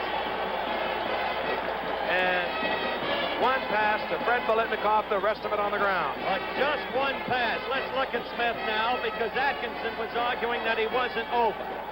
Now, if any part of that ball was over while he was in the air, and there he lands over, so there could be no argument. That time, LaMonica used just that one third down pass to Biletnikoff, but stayed with his ground game, and it paid off. George Blanda for the conversion. And is good. The Raiders moving out in front of the New York Jets, 17-13 on the toe of the senior citizen of pro football, George Blanda. Jaguar XJ6 sedan, a truly well-made luxury car for around $9,000. The new 1973 Ford LTD Brougham, a truly quiet luxury car priced thousands less. Quiet is the sound of a well-made car. The Jaguar's a bit more powerful, of course. Well, you'd expect that for the money. Four-wheel power disc brakes, cut pile carpeting. The LTD, front power disc brakes, cut pile carpeting too. Power steering, automatic transmission. Standard here too. Power window option. In LTD too, plus a power mini vent. You can have a reclining seat in the LTD. Now I'm sure your 5-passenger Jaguar is worth its price. Yet LTD offers the same kind of luxury features for thousands less. And it seats 6.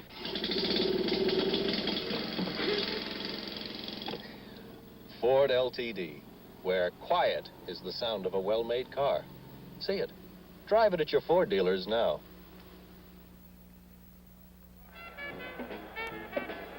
The story with 6:54 remaining in the third quarter. The Raiders in front of the Jets, 17-13. Set to kick off, Jerry DePoster. Deep, number 40, is Hank Bajorklin. Chris Farasopoulos on the right, number 19. Jerry DePoster. Raiders got out in front early tonight. The toe of George Blanda, 46 yards out, he hit. DePoster kicks to Farasopoulos. He should be able to run it. And over the 20 to the 23 goes Farasopoulos. He's dropped there by Jeff Queen. 24-yard return. We told you the Raiders got off first, and then Namath, after a 15-yard penalty on a 3rd and 21, hit Rich Castor for 50 yards to make it 7-3 Jets. Then in the second quarter, Biletnikoff caught a pass from LaMonica. That made it 10-7. Howfield kicked a field goal for New York. That made it 10-7. It's 13-10 at halftime on another Howfield field goal. And LaMonica has just taken the Raiders all the way. They now have the lead 17-13. And it's 1st and 10. The New York Jets, they're at their own 23. And Harkey goes nowhere. Connors moving in along with Manny Sistrunk. Otis this run. Well, Namath is just going to, he threw 21 passes in the first half, and he's just going to have to throw and throw and throw because that ground game is gone without Riggins and without McLean. Emerson Boozer is giving it everything he's got, but he's a little rusty. He's been out 2 weeks. And Oakland did what it wanted to do, and it did it its way in that drive downfield because they took up more than 8 minutes in controlling that football, old-time Green Bay football. Harkey just back to the line of scrimmage, 2nd down and 10. Namath circling both backs out, going out to Eddie Bell, and it pops right off his shoulder pads. Again, you don't take your eyes off it until you can read the label. You're right. He was looking to run with the football even as he was catching it. Namath obviously unhappy about that, but a professional. You watch, he won't say a thing. Nope, he'll survive. He knows how much it hurts. He said an awful lot with those eyes right there that he's looking at. You don't soulful, Don. Soulful eyes. I'll tell you what he's saying. As we're looking now at 3rd and 10, he knows that 6 months looks like it could go down the drain. However, they're only 4 down. We've told you the Jets have got to win. They have to win next week against Cleveland, and they can be assured of an AFC wild card playoff spot. 3rd and 10 now from the 23. Namath flooding backs right now. The open man is Harkey. He gets the 1st down, and he gets out to the 40-yard line, the 41. George Atkinson made the stop. All right, take a look. We've got a picture of the zone here. You see the guys rolled up over the top of the screen. They're blocking it. Here comes Harkey. Top of your screen there. He's going to flip a little swing pass to it. Now, here's a good picture of the zone. You see the 3 deep men and the linebackers in the short area there. Namath read the zone very well, came back to his running back, Harkey, picked up a 1st down. That was a big one there. It was, and it was Harkey's best play of the night. Give him full credit for it. Just over the 40, 1st down, Jets.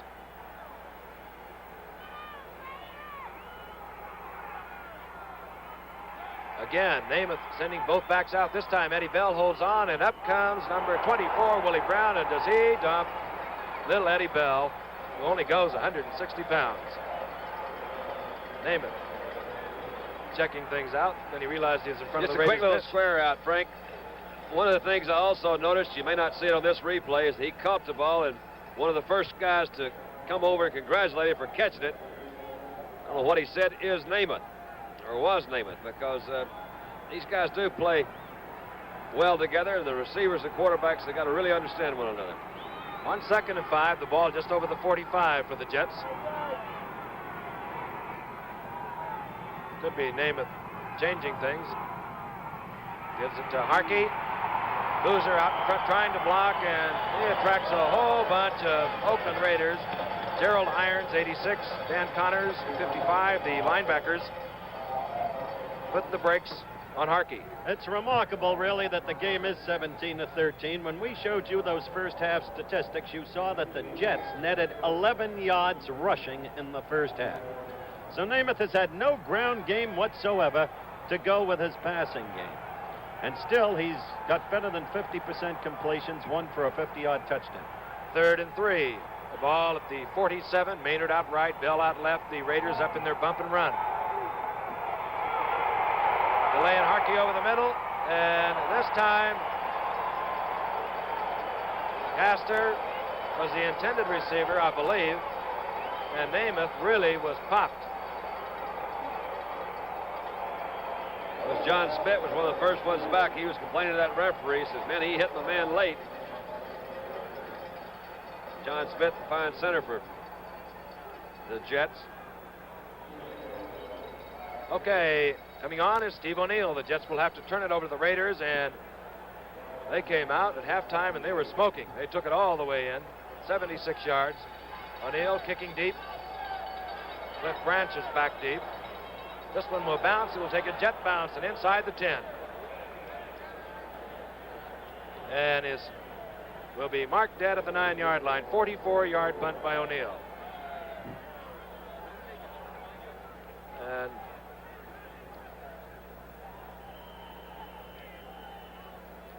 well, apparently, I think one of the Jets touched it by a jet, and of course that kills the punt. I think that's what it was, Frank. And you saw the officials' timeout, and we'll be out back at Oakland Coliseum right after this. What's behind Panasonic's Quadricolor TV? 4 technological advances to help you get the most out of color.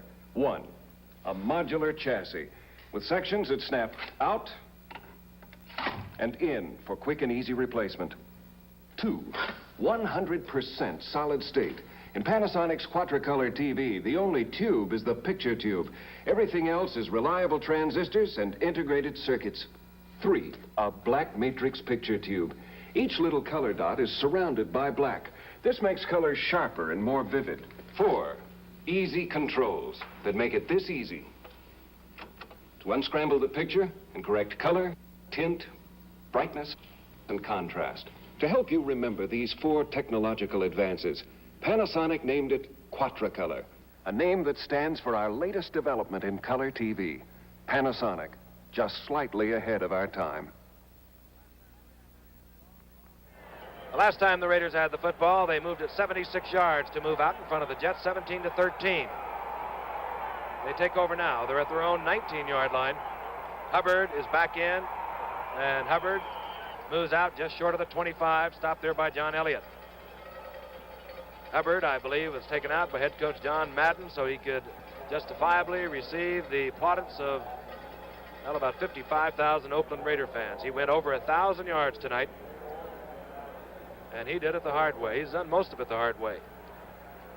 20 carries tonight, 86 yards, but he's back in there because the Raiders want this football game. The Jets have to have it.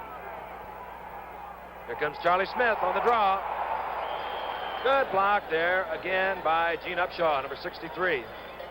Ralph Baker made the stop for the Jets. Look at Bob Brown. He's really perspiring. They're giving him a rest on the sideline. I don't think that he was hurt. Let's take a look here at Upshaw, number 63, and watch this block on Atkinson. That opens up a big hole. That's why they're really able to keep that ball on the ground the way they have. Moving in there, that was number 51, Ralph Baker, who'd come in. On 1st and 10 from the 30. They're crunching out these yards now, right on the ground. They've got the strength to do it. It's not an 11-man game, it's a 40-man game. Every team has its share of injuries. You can't use injuries as an excuse every year. You've got to have 40 players so that you can meet any circumstance. That's why the Oakland Raiders, 5 of the last 6 years, have been in the playoffs. They're a 40-man deep team. Charlie Smith gets 4. It'll be 2nd down and 6. The ball at the 34. Seiler has come in for Bob Brown, a right tackle for the Raiders, as we watch Hubbard come very close to another 1st down. And this is what has hurt the Jets all year long, as Howard has mentioned, the ball control of the opposition. Namath has had a good year. He's been accused of being conservative. Well, most conservative quarterbacks are conservative now with such a predominance of zone defense. He's also thrown 19 touchdown passes on the year. And he's put more points on the board than any team in the league except for the unbeaten Miami Dolphins. The problem has been getting the ball back. 3rd down and 2. The ball at the 38. And Hubbard, he'll be very close.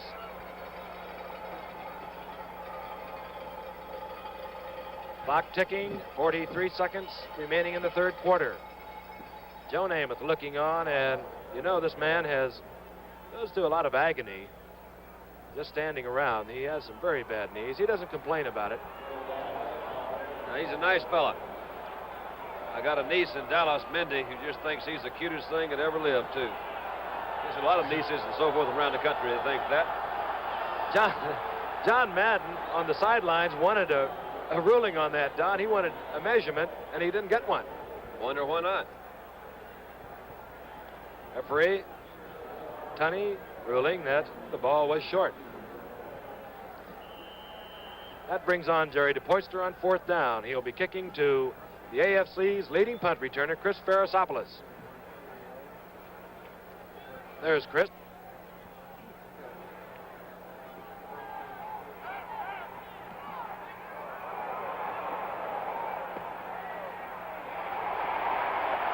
Flag goes down.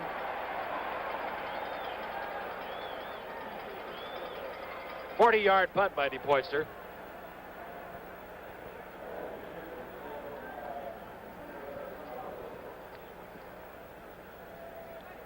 Well, you're going to see everyone gathering around here.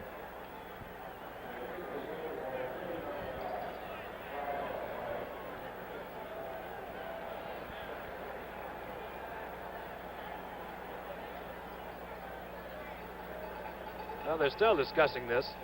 Now it'll be marked off.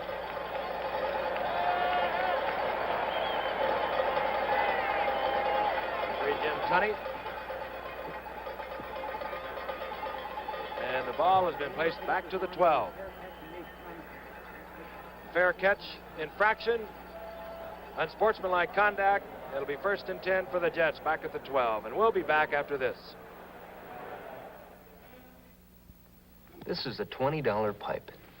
And this is a $6.95 Dr. Graybo pipe. They're both made from the same fine imported briarwood. But while it might take weeks to break in this $20 pipe, you can enjoy your Dr. Graybo pipe right away. Because all Dr. Graybo pipes are mechanically pre-smoked. A $20 pipe, a $6.95 Dr. Graybo pipe. You decide. Dr. Graybo pre-smoked pipes. The perfect Christmas gift. What does Major Appliance Customer Care Service Everywhere mean? It means GE factory service centers in over 100 big towns. And 5,000 independents like me in smaller towns. Means you can call for an appointment instead of hanging around all day. And when I get there, 9 times out of 10, I got the part to fix it. So the next time you're thinking about buying a new appliance, remember who takes care of your old ones. America's #1 major appliance value, General Electric. So the Jets now will have about a 90, well, call it an 88-yard march. Hockey Turner called for a fair catch in front of Chris Ferrisopoulos a moment ago, and then he made contact, and you cannot do that. Unsportsmanlike conduct. Joe Namath will try and take over, and he'll have to move it 88 yards. The Jets now trailing the Raiders 17-13. Namath, who's been using his backs out of the backfield all night. Over the middle it goes to his big tight end, Rich Castor. Jack Tatum up for the stop. I'm sorry, Giff. We're counting down for the end of the quarter with 8 seconds left and still descending. But sooner or later, when you've got no running game and have to pass and pass, the interception occurs. Let's watch as the third quarter ends. Castor now 4 of 81, and that is the end of the third quarter with the score. The Raiders 17, the Jets 13, and we'll return after this word from our local stations. Watch the newest laugh riot of the season. Temperatures rising tomorrow.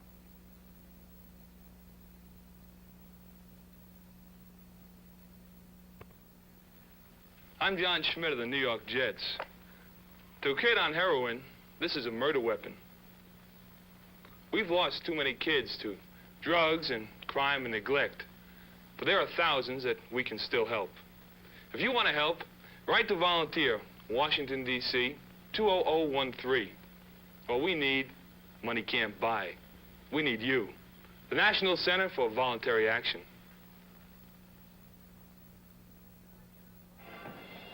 The preceding announcement was brought to you as a public service on behalf of the National Football League. Joe Namath, statistics, 15-26, 227, 1 touchdown. But the Jets only had the football 7 plays in the third quarter. And they trail 17-13 in a game that they must win. They're still in it. Both backs circling out. Little Eddie Bell comes up with it, and he's out over the 30 to the 31. Time of possession now is starting to change dramatically. The Raiders with 26-43, the Jets 18-17. Again, the Jets with only 7 plays in the third quarter. And look at the yards rushing. Next to nothing, 13 yards rushing. This game so important to these Jets. Of course, Reagan sidelined, McLean sidelined with injuries. Boozer and Harkey going all the way at setbacks. 2nd down and 2. Here comes Harkey, gets a good block from Boozer. Trips, goes down right at the line of scrimmage. He wasn't hit too hard by anybody that time. Well, he got the first. Another good game, and we've had some good ones as we look at Jerry Philbin. And I'd like to thank our commissioner of professional football, Bob Cochran, his assistant in the NFL office. They're a lot of fun to play with, too. Bob Cameron, I thought it was. No, it's Cochran. Bob Cochran. Ended his bachelor days not long ago. Yeah, he married him a lovely from Hawaii. On 1st and 10. Here comes Boozer. And he's out to about the 33-yard line. Solid football player. Has been for a lot of years. Excellent blocker, excellent receiver, excellent runner. Can do everything. Hobbled on and off by injuries this year, and as I said, probably a little rusty tonight, but without the blocking help that would normally be afforded him in the running capacity because of the absence of John Rickens. One defensive change for the Raiders. Carlton Oates is in now, number 85. It'll be 2nd down and 5, the ball at the 39. Bell goes out to the left, Maynard is out to the right. Looking for Maynard, complete. And Gerald Irons saved what could have been a much longer gain. But his first down, the Jets moving, they're down to the 40 of the Raiders. Frank, I don't know how many times you can say it, but that one is just thrown in there perfectly. Maynard comes down the field, just slightly looks to the inside. He threw it right by a couple of linebackers. Now, what's the zone? They see these linebackers coming out to this side. They rolled to the other side. The zone was actually deep to the other side. So he threw to the weak side of the zone, right between the two linebackers, coming out of the middle. That was Rich Castor throwing that block down there. Maynard now 1 away from tying the all-time NFL receiving record of Raymond Berry. He's caught 5 on the night.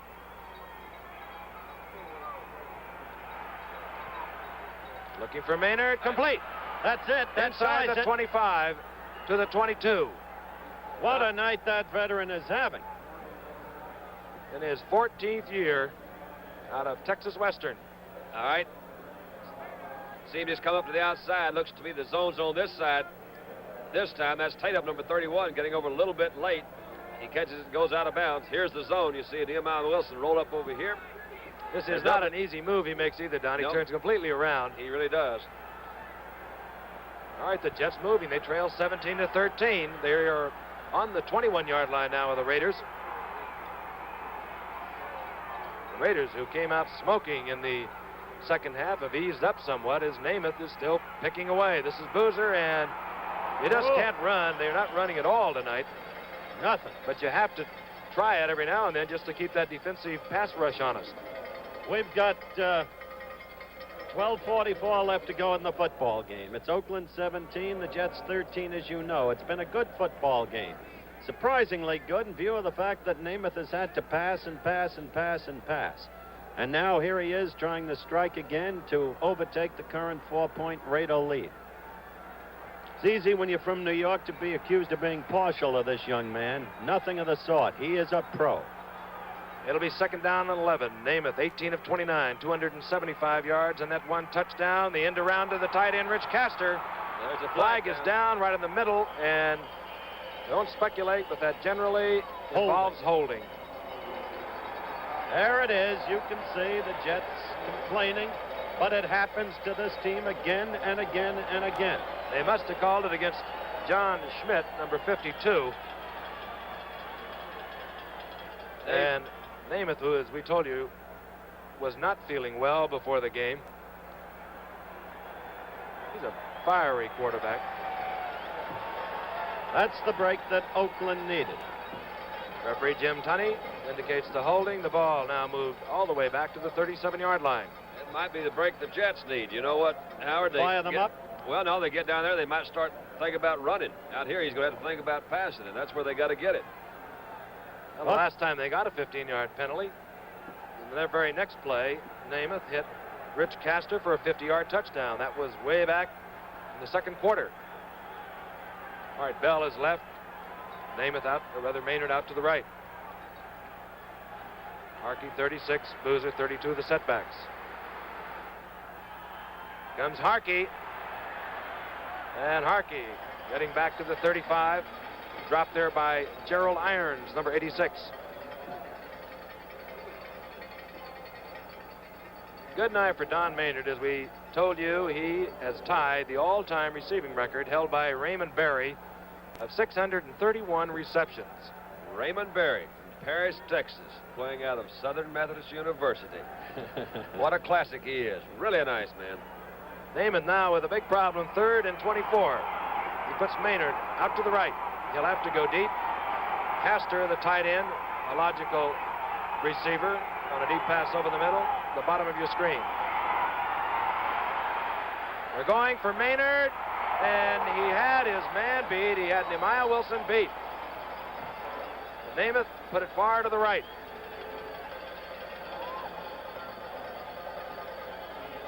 Frankie did have him beat. I really don't know what the route called. Let's watch Maynard run this thing. He appears to be going to go deep. Nehemiah Wilson had him to the outside. He started to go inside. Joe threw it to the outside. I have a feeling that's where the pass was really intended. All right, Bobby Howfield is on now on 4th down to attempt a kick from the 42-yard line. He's kicked 2 tonight. 125 and 130. He kicked 6 last week. And he's kicked another one tonight. 3 tonight. So the lead is shortened to the Raiders 17. The New York Jets in a must game for them. The 17-16. We'll be back after this. When you save your money at a savings and loan, your money does more than just grow. A savings and loan lends out money for homes, and that helps communities grow. We're doing a lot for America, and we want to do more. This is a 1973 gas tank. It's not much different from the old ones, but the car it comes in is different. So this year, most of the owner's manuals are recommending a 91 octane gasoline, like Gulftane Low Lead. It's the type they recommend, and the price is right too. Gulftane costs even less than Gulf Regular. So if you have a new tank, fill it up with Gulftane Low Lead, the low-cost gasoline for new cars. From the Goodyear Blimp, Columbia, you're looking at the Oakland Coliseum in Oakland, California. I guess you could call it the house that Al Davis built. And the Jets have shortened the lead of the Raiders, 17-16. Field goal. Howfield, his 3rd of the night from 42 yards out. Howfield now set to kick off, originally discovered by the Kansas City Chiefs, then went to Denver, and now he's set to kick to number 20 Warren on your right, Clarence Davis on your left, 28. And this will be Clarence Davis from his own end zone. And now you see the fired up Jets, and you see what usually happens between the Raiders and the Jets.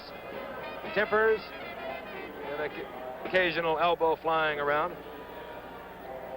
Watch number 29, Turner. Rocky Turner's going to get knocked down here. He's going to get up and make the tackle. That was Banaszak, I believe, number 40 there. And then he comes on here. They've got some help in there. Those Jets are fired up. Clock moving. 11-5 remaining. 11 minutes, 5 seconds remaining in the game. Oakland takes over. 1st and 10 from their own 23. They'll work on the clock. This is Hubbard. And this time the Jets stop Hubbard, maybe with a yard. Joey Jackson, the big rookie from New Mexico State, the principal tackler. There's Bobby Howfield, who's become a belated hero for the New York Jets with his 6 field goals a week ago, his 3 tonight. Well, he's had some year. He was 23 of 31 coming in, and he's kicked 3 tonight. And he won the game over New Orleans last week on 6 field goals. Okay, it's 2nd down and 8. Draw play goes to Hubbard. Could be trouble. And Hubbard getting close to the 1st down. Early Thomas made the stop. 102 yards now, Howard, for Marv Hubbard. Yeah, he's had a big night, and he's become a truly fine, powerful, impressive running back. The Jets' only chance is to contain this Oakland team. They have to get back that football. They can't even really give up a field goal, because the odds are that Namath, if they could contain Oakland, would get the Jets into field goal position again. He's had that kind of night. 18 out of 30, 275 yards, 1 touchdown. He leads the NFL in passing yardage by almost 600 yards more than John Hadle. And they would like to stop the Raiders at this point. 3rd down, less than a yard, 9:35 remaining. LaMonica switches up. Chester's wide open. He can run. That's it. Great call. Foreman's defense. yards. Raymond Chester, as Darryl LaMonica came up with the play fake. The Jets cocked and ready for the attempt at the first down, but totally off guard. Completely, amateurishly. Through all the years they've watched Bart Starr do this, take another look at it. Yep, he was wide open. They were expecting that run. The Raiders have been running very well. No one was in about 10 yards of Raymond Chester. He hadn't even opened it up yet. And that changes the complexion dramatically. George Blanda on. And Blanda extends the lead of the Raiders over the Jets 24-16. And we'll be back at the Oakland Coliseum in Oakland, California, right after this message.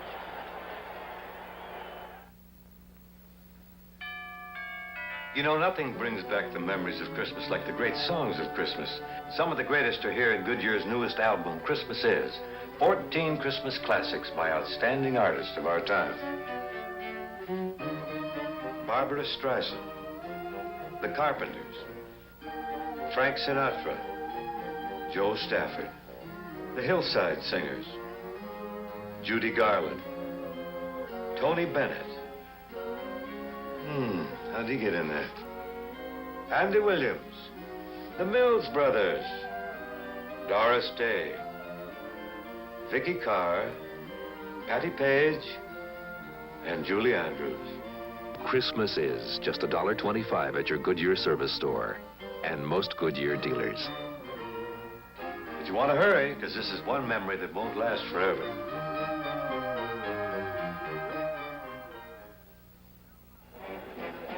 Darryl LaMonica has just hit Raymond Chester on a third down, short yardage situation, 69 yards for a touchdown. The Raiders 24, the New York Jets 16. Jerry DePoyster set to kick to Chris Farasopoulos and Hank Bajorklin. LaMonica now 10 of 17, 199 yards, 2 touchdowns, that's 17 on the year.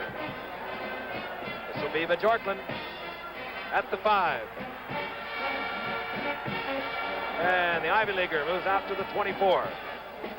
19-yard return. All right, you see Raymond Chester come from his tight end position. A good fake by LaMonica. Has plenty of time to throw. And look how wide open he is. And this picture that you're seeing again is being produced by some of our superb cameramen, as these pictures have been produced all year. Our thanks to the likes of Jack Dorfman and Don Farnham and Jim Hannigan. Let's pick up with the action. At 1st and 10, the ball at the 24. The Raiders have gone to a 3-man rush. They know what Namath has to do, and he's going to do it right now. Up in the air it goes to Maynard. And that broke it. That's Maynard the over the all-time 45, and that breaks that record. Wouldn't you think they'd stop the play and give him the ball or something? This man has spent 14 years of his life and has established a record. Look at that split screen now. Right in there.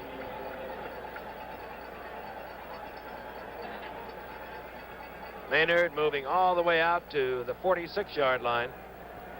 A Jet first down, and they're not out of this football game. When you have a passer like Namath, you have receivers like Maynard, you have Castor. Well, you can recall the first game of the season. I guess it wasn't the first game, the second against Baltimore. Namath 6 touchdown passes. When he's hot, he's hot. And he's had a good night, considering he cannot establish any kind of running. He's now thrown 7 to Don Maynard. We told you he broke the record of Ray Berry. Now on 1st and 10, going to the air, and Eddie Bell complete.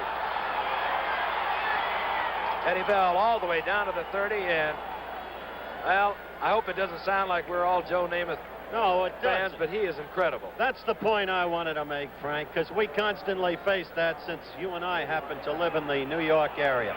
The man's a great professional. He's playing without any running game. Watch Eddie Bell here catch another turn in. He's an exciting runner when he gets that ball. He was caught several touchdown passes this year. I can only second what you guys say about Namath. Donnie's 20 of 32, 324 yards. Had about 4 dropped. And he's got 7 minutes and 43 seconds, and he's not giving up. 2 dropped by Bell, 2 by Castor.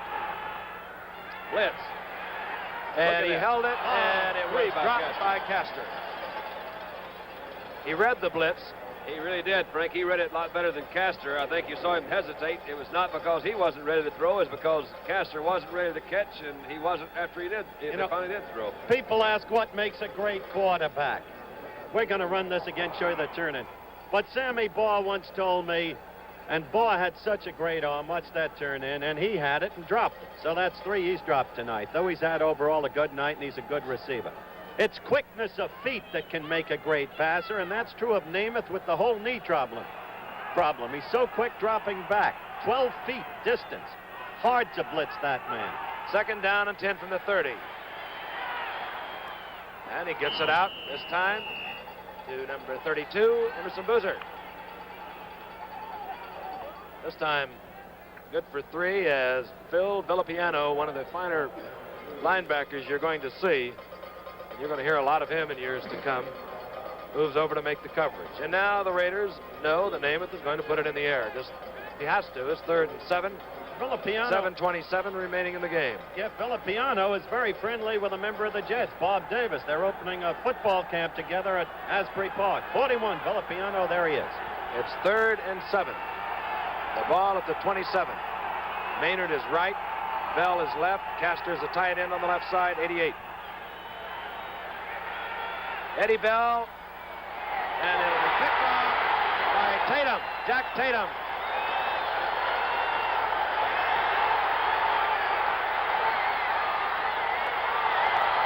Jack Tatum took it all the way down to the 43-yard line. Fumbled the ball. I believe the referee has indicated recovered by the Jets. One referee said the Jets had it. One had the Raiders had it. The head referee says the Raiders still have it. I guess that's the way it goes. And now they're arguing about it. Well, we're in Oakland. Oh, he says Tatum was down and the play was stopped, and it's his judgment that should prevail. He was there. 57-yard return, and I'd have to say that ball, Don, we hope we can look at it later. I think it was underthrown. Looked to be from here, Frank. Sure did. 1st down and 10. Raiders now leading 24-16. Grantham makes a stop. And here we go. Oh, I'll tell you. Oh, don't do that, Phil Wise. Yeah, they're falling apart now. An absence of discipline. There's no point to that, no excuse for it. And as far as the interception's concerned, Don, when you have to pass and pass and pass every play, as I pointed out earlier, the interception becomes almost inevitable, doesn't it? Yeah, it really does. You really do have to have a running game, Howard, to be effective all the time. Here's a play. He has time to throw. Throws it. Let's see. He was well covered by both Brown and that's Tatum coming over. It was a little bit underthrown. But you see Tatum make a fine run back. There's Namath, who learned his lesson in trying to tackle. Now watch the officials come up here. One of them says east and one of them says west. The referee that knows says, wait a minute, man, I'm calling this ball game. Personal foul ruled against the Jets on the last little hassle. The ball now 1st and 10 for the Raiders. They're at the 25. Here comes Hubbard. And the big fullback moves to the 22. Darryl Monica, we've talked a lot about Joe Namath, but he has called a brilliant game. That 3rd and short yardage, considering he was running so well against the Jets, came as a total surprise. Those stats are not bad right there, are they, Frank? 10 out of 17, 109, and he has 2 touchdown passes. He's had quite a year, too. His best thing is the fact that he's only thrown now 9 interceptions. All right, it's 2nd down and 7, 6 minutes, 18 seconds, clock moving, remaining in the game. A game the Jets have got to win. They trail 24-16. Here comes Davis. And Davis is upended at the 15-yard line. Stopped there by Chris Farasopoulos. It all comes home to roost. We talked about Oakland being a second-half team. We talked about them being perhaps the best fourth-quarter team on the record in professional football. Look at Joe Namath. Well, it all started back in July, and it's been a long, hard grind. There's one ahead of the Jets. That would be Cleveland next Sunday. And if they could win tonight, they could win against Cleveland. They would be the wild card representative. But it's been a year of injury for the Jets. It's been a super year for the Oakland Raiders. They've won 4 in a row since losing to Kansas City. And Davis gets the first down. 5:26 remaining in the game. ABC News brings you live coverage of the final moonwalk of the Apollo missions as astronaut Cernan, Schmidt, land and explorer, former astronaut Alan Shepard, our first man into space, provides a commentary from Houston, and that's here on ABC. And of course, we all certainly wish them well. First down, the Raiders. They're at the 13 of the Jets. 5:04, clock moving. Hubbard down to the 10. Frank, as we approach the end of our Monday night NFL season, a reminder to our viewers that Monday night sports will continue for the next 2 weeks with the Liberty Bowl game next Monday night and the North-South game the Monday night after that. And, of course, New Year's Eve, the Sugar Bowl, Oklahoma against Penn State, and we kind of like that game. It should be a beauty. And this one is still not over. The Raiders leading 24-16. They have a second down now and 7. They're on the 10-yard line. This is Clarence Davis. Spinning and turning. He's down to 5-yard line. Phil Wise making the move. There's Jack Tatum, who picked off that Namath. What an athlete he is. Returned at 57 yards. All-American from Ohio State. Unaccountably passed up in the draft by your old team, the Giants, in favor of Rocky Thompson. Now, that's not a dig at Rocky, but that's some kind of athlete. It certainly is. I don't think anyone would say either one wasn't. It's third down and 3. The ball on the 6. Brought in 2 tight ends, Frank. I think that's what you could see. Maybe Coach Eubank was telling his boys. 2 tight ends are in there. Davis, and he fumbles the football. Does he get it back? Well, if he did, he really is lucky. He did? Fell right on it. Well, those running backs from SC do that, Don. Yeah, you get a lot of those SC pops in, Frank. Be glad when SMU's number 1 You know, it's easy because they have more players playing pro football than any other school. That's true, but not per capita. Grambling College might be that. And here comes a classic. Frank, George you talk about waiting a long time to prove a point. 14 years ago, the Chicago Bears let George Blanda go because he was too old. And and they play the Chicago Bears next week. And he's sure looking forward to that one, 14 years later. And I'll tell you something else about him. He's played in 181 consecutive games. And 45 years old. They took an automatic delay of the game penalty there, Frank. And the only thing I can think of is that they may feel it gives them a little bit better angle in there. Can you think of anything else? Well, with the hash marks moved in, I don't think it would make much difference, but that must have just eaten up the clock. I'm not kicking it. That too. They're just eating up the clock. They say George can kick them anywhere. 3:16 remaining in the game. He chews a lot of gum too. He missed it. Well, maybe wish he had the 5 back. So the score remains the Raiders 24, the Jets 16, and we'll be back after this message.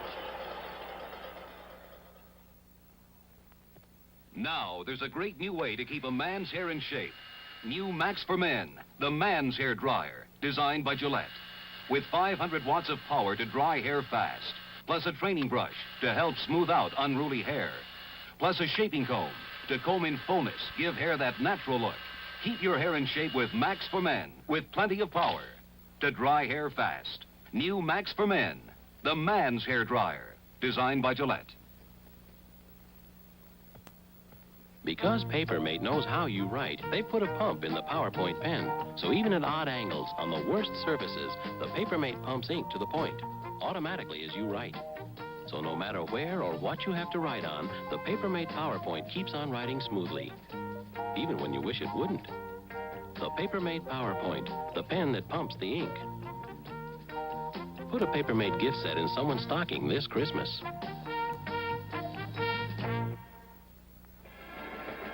Some of the fans are starting to leave the Oakland Coliseum, and they must be the ones who don't know Joe Namath. There's 3 minutes and 12 seconds remaining. As you look at the rushing statistics, Yeah, that's Hubbard the story. almost tripling the output, well, almost quadrupling. He has quadrupled. Well, I can't multiply anyway. He's got a whole bunch more than all the Jets put together. But there is time remaining for this man, number 12, Joe Namath. He trails by 8. And Filipiano, hold on. No. Ruled incomplete. That one was poorly thrown. That was a little bit high. Namath knows that himself. I think he's a little tired. He's hit for 21 out of 36, 328 yards. He's had to do the whole thing alone. You can't play that way in the National Football League. Well, Maynard's helped him a lot. That's true. So is Castor, so is Bell. He's got good receivers, but... And he's had protection from the offensive line. On average, very good. Second down and 10 from the 20. Again, time to throw. A flag goes down as a Raider really unloaded on a Jet. I think that was Filipiano. And Maynard was the one that was the recipient of, I think, a Filipiano clothesline, if I'm not mistaken, Frank. We'll take a look at it. They did throw a flag. Let's see. Here's Maynard, number 13. Who is that? Wham. That is Filipiano. Just a quick shot to the jaw. Then I'm going to step on him. Well, I told you it was dangerous. That's right. Personal foul. Now, will that go on top? It will. Go on top of the completion to Eddie Bell. That's a big gainer. This ball game, it's a long shot, but they got 3 minutes to go. You need a touchdown, a field goal. It's a long, long shot. You know, I know what Namath has to be thinking. The big man that he likes to hit. Let's take a look at that again. And here is the completion. You see Maynard already lying on the ground back upfield. And Nehemiah Wilson also goes down. I also think shaken up. Got his shoulder and elbow there. Frank, he was the one that hit Eddie Bell. Eddie walks over and said, look, man, don't mess with me. I'm a pretty big fella. What I started to say was Don, the big man for Joe Namath, has been Rich Castor whenever he feels he has to strike from way out. He's done it over and over this year. He has that great speed, the same speed that Chester has of the Raiders. And he knows he'll have to get it on the scoreboard quickly. 3:02 remaining in the game. He trails by 8. The amazing thing about Namath is the way he holds that football till the very last possible second and still gets it off so swiftly with that release. All right. Markham is in the 4-end offense of the Jets at this point. 3-man rush by the Raiders. Flag is down. Namath going to Castor and is picked off. But hold on, the flag is down. I think the Raiders were offside, and I think the play will be called back. Jack Tatum made the interception downfield, but a Raider had jumped off sides, and it is being brought back.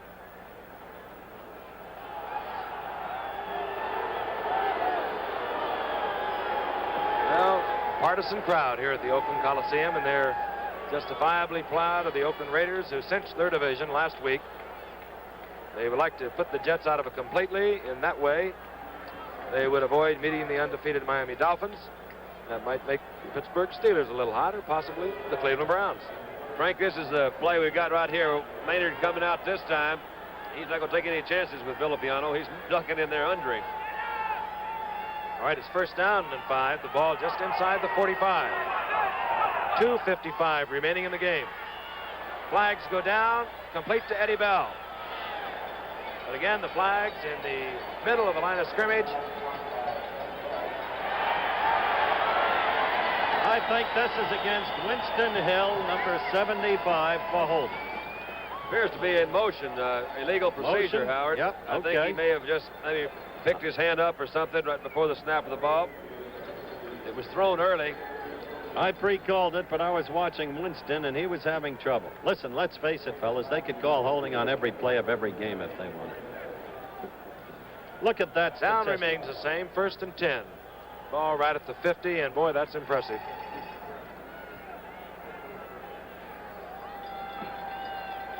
Well, 2 minutes, 49 seconds.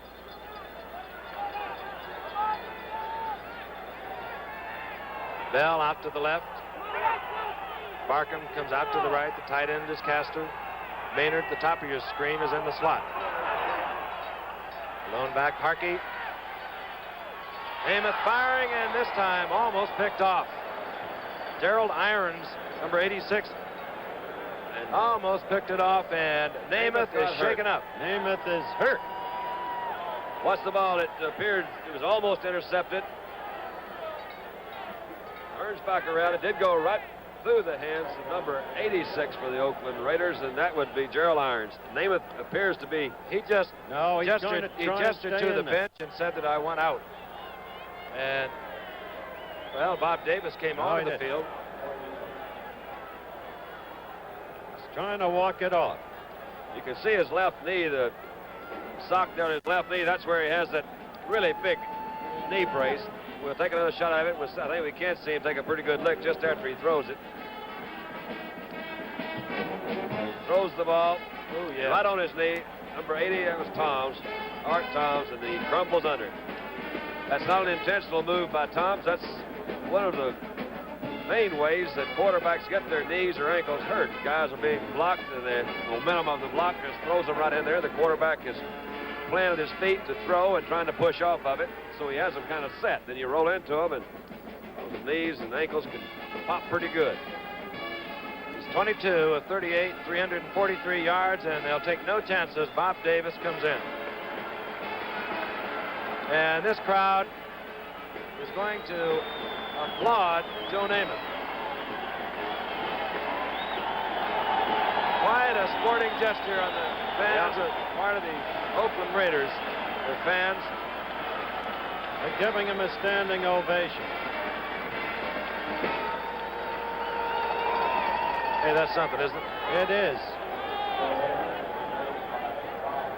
He rates it. Okay, Bob Davis hasn't played much this year. 8 attempts, 5 completions. He was 40% last year filling in for Namath. He has a job cut out, and this time he goes down. He was trying to go deep, did not have time. Racing in there was Otis Sistrunk, number 60. A lot has been said about the psychological advantage of having a Joe Namath. And I'm not really causing this criticism on anyone, but there's got to be a letdown. These guys know that, man, that, they're really in trouble. You can see going back here, Davis is getting set to throw, and I believe it's Toms again. Sistrunk, that's number 60 instead of 80. But it's just hard for the offensive line to stay up. They work really hard for Namath. They know how precarious his knees are and how much they need to protect him. You can see Joe on the sideline trying to get himself warmed up to see if he could possibly go back in. Davis now with a 3rd and 10, the 6-year veteran out of Virginia. And he is going to get the wide out Oakland pass rush. They know he has to go to the air. And in and out of the hands. Incomplete. Little Bobby Bell, or rather Eddie Bell, could not hold on. And Davis upset. Clock showing 2:34. Look who's coming back. And Joe Namath is coming back in.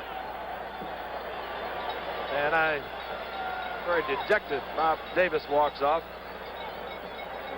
But on 4th down, Namath comes in. He has 2:34. And if he does not get the first down, he'll turn it over to the Oakland Raiders. Barkham goes out to the left. Castor out to the left. Bell and Maynard, the other 2 receivers in the 4-receiver offense, out to the right. From midfield, 4th and 10, this could be the ball game.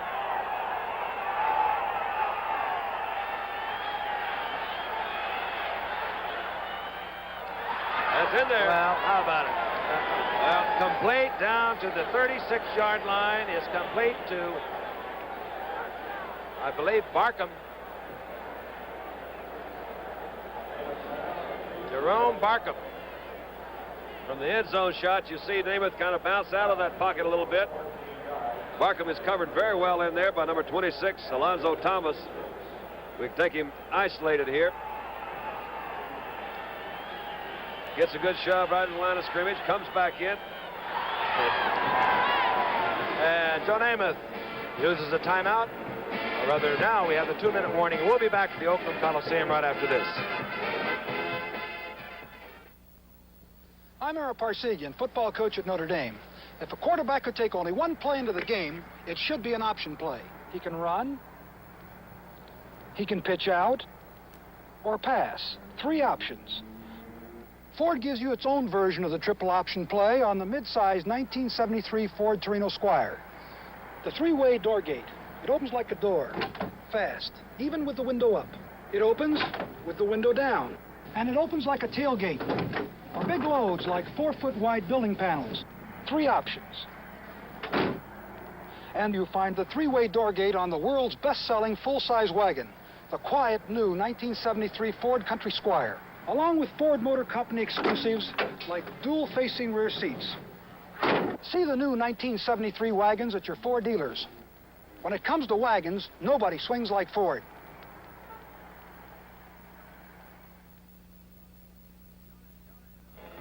Joe Namath went out of the ball game. He came back in on 4th and 10, completed a pass for a first down to Jerome Barkham.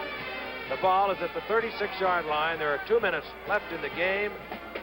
The Jets trail the Oakland Raiders 24-16 in a game that they have to win. And Darryl LaMonica, who has played a superb game himself, is on the sidelines congratulating Marv Hubbard, who cracked the 1,000-yard mark tonight rushing. And they're loose, and they should be. They've won the Western Division of the American Football Conference, but they have not won this football game yet.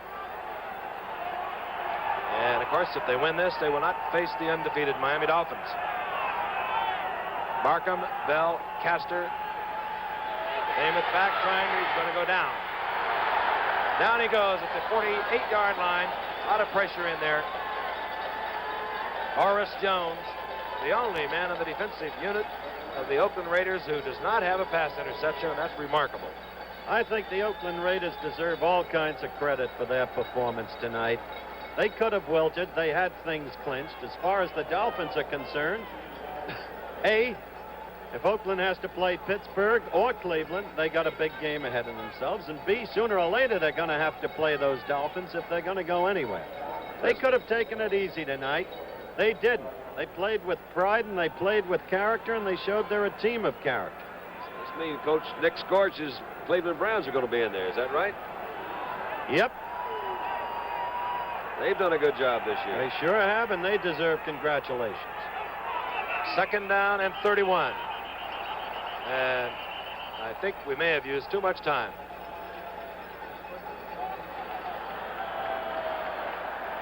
All right. That's the call. And Namath is unhappy.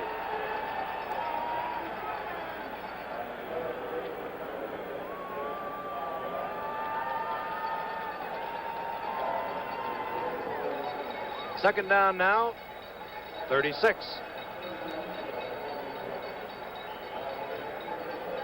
.121 remains in the season for the New York Jets. They do have the Cleveland Browns next week, but tonight they've been battling for the wild card in the AFC, and they battled well. The wild card turned out to be a deuce. 4-end offense. Raiders, the 4 linebackers in. Namath fires out to Eddie Bell, and he can't hold on to it at the 50. Has not been one of Eddie's better nights.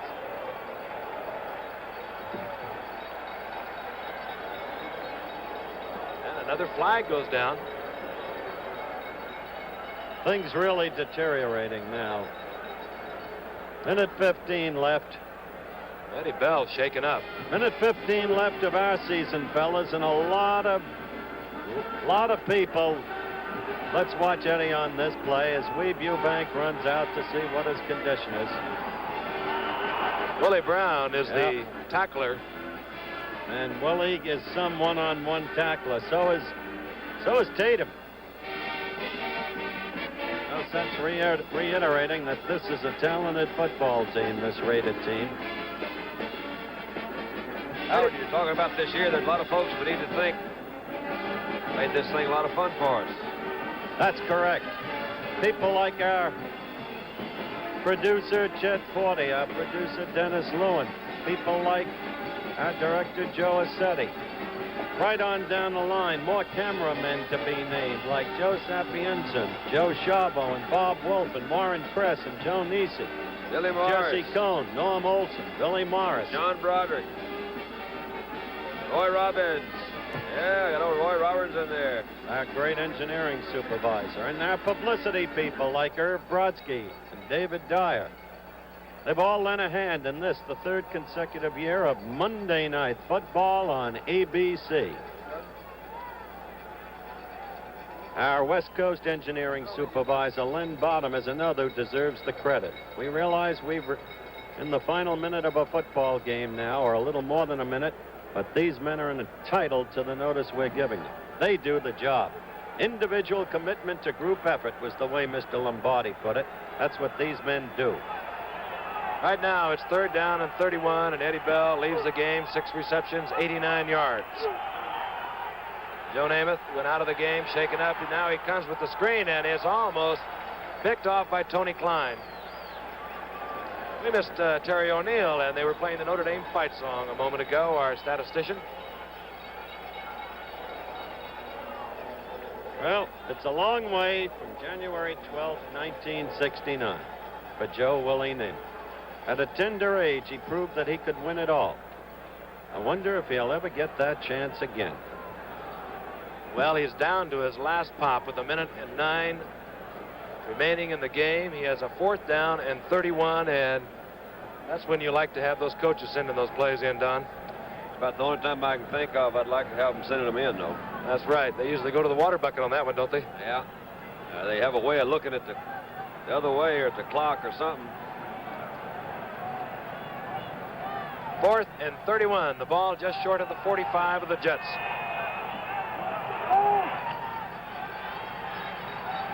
Good protection. Joe throws it as far as he can to Markham. And he caught the football. Deflected, I believe. Yep. That has to be one of the unbelievable catches. And look at Joe. Hold on. He says, we still have a chance. Jerome Barkham. 46 yards. He needed 31. And, well, I don't know. Tony Klein, I probably has to admire him, too, as he walks alongside of Joe Namath. Here's a look again. Frankie throws it up. I believe that was Tatum that came over him at 31. It just bounced out of their hands, and Markham caught it and kept going. Let's look at it from the other angle. We'll see if we can pick it up a little bit better for you. You take a look. Again, we told you in 1968, look at that catch. The Jets were leading by 4 points, Don, and Oakland in 65 seconds came back to score 2 touchdowns and win it. We still have 58 seconds remaining. What Joe needs to do is get a quick touchdown. He has to put the ball in the air almost because he needs it right now. And then the onside kick. Firing. Oh, and in and out of the hands. Could not hold on to it. The ball appears to be a little bit high, but it could be catchable. Let's take a look at it. It slipped down, in and out. No, that's a catchable one. And on the other side, we'll show you a split screen. It appears that Don Maynard was held up pretty good there. He's trying to move to the inside. Somebody got a hold of his jersey. Still working on him. Nehemiah.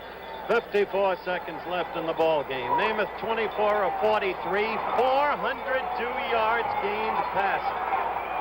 2nd down. 4-end offense. Maynard, Bell right, Castor, Barkham, the big men to the left. And Barkham caught the ball. He will not get it over the line, but there is a flag down. There will probably be some kind of interference call, whether it's offensive or defensive. We'll wait and see. Stop the clock anyway, Frank. Against the Jets.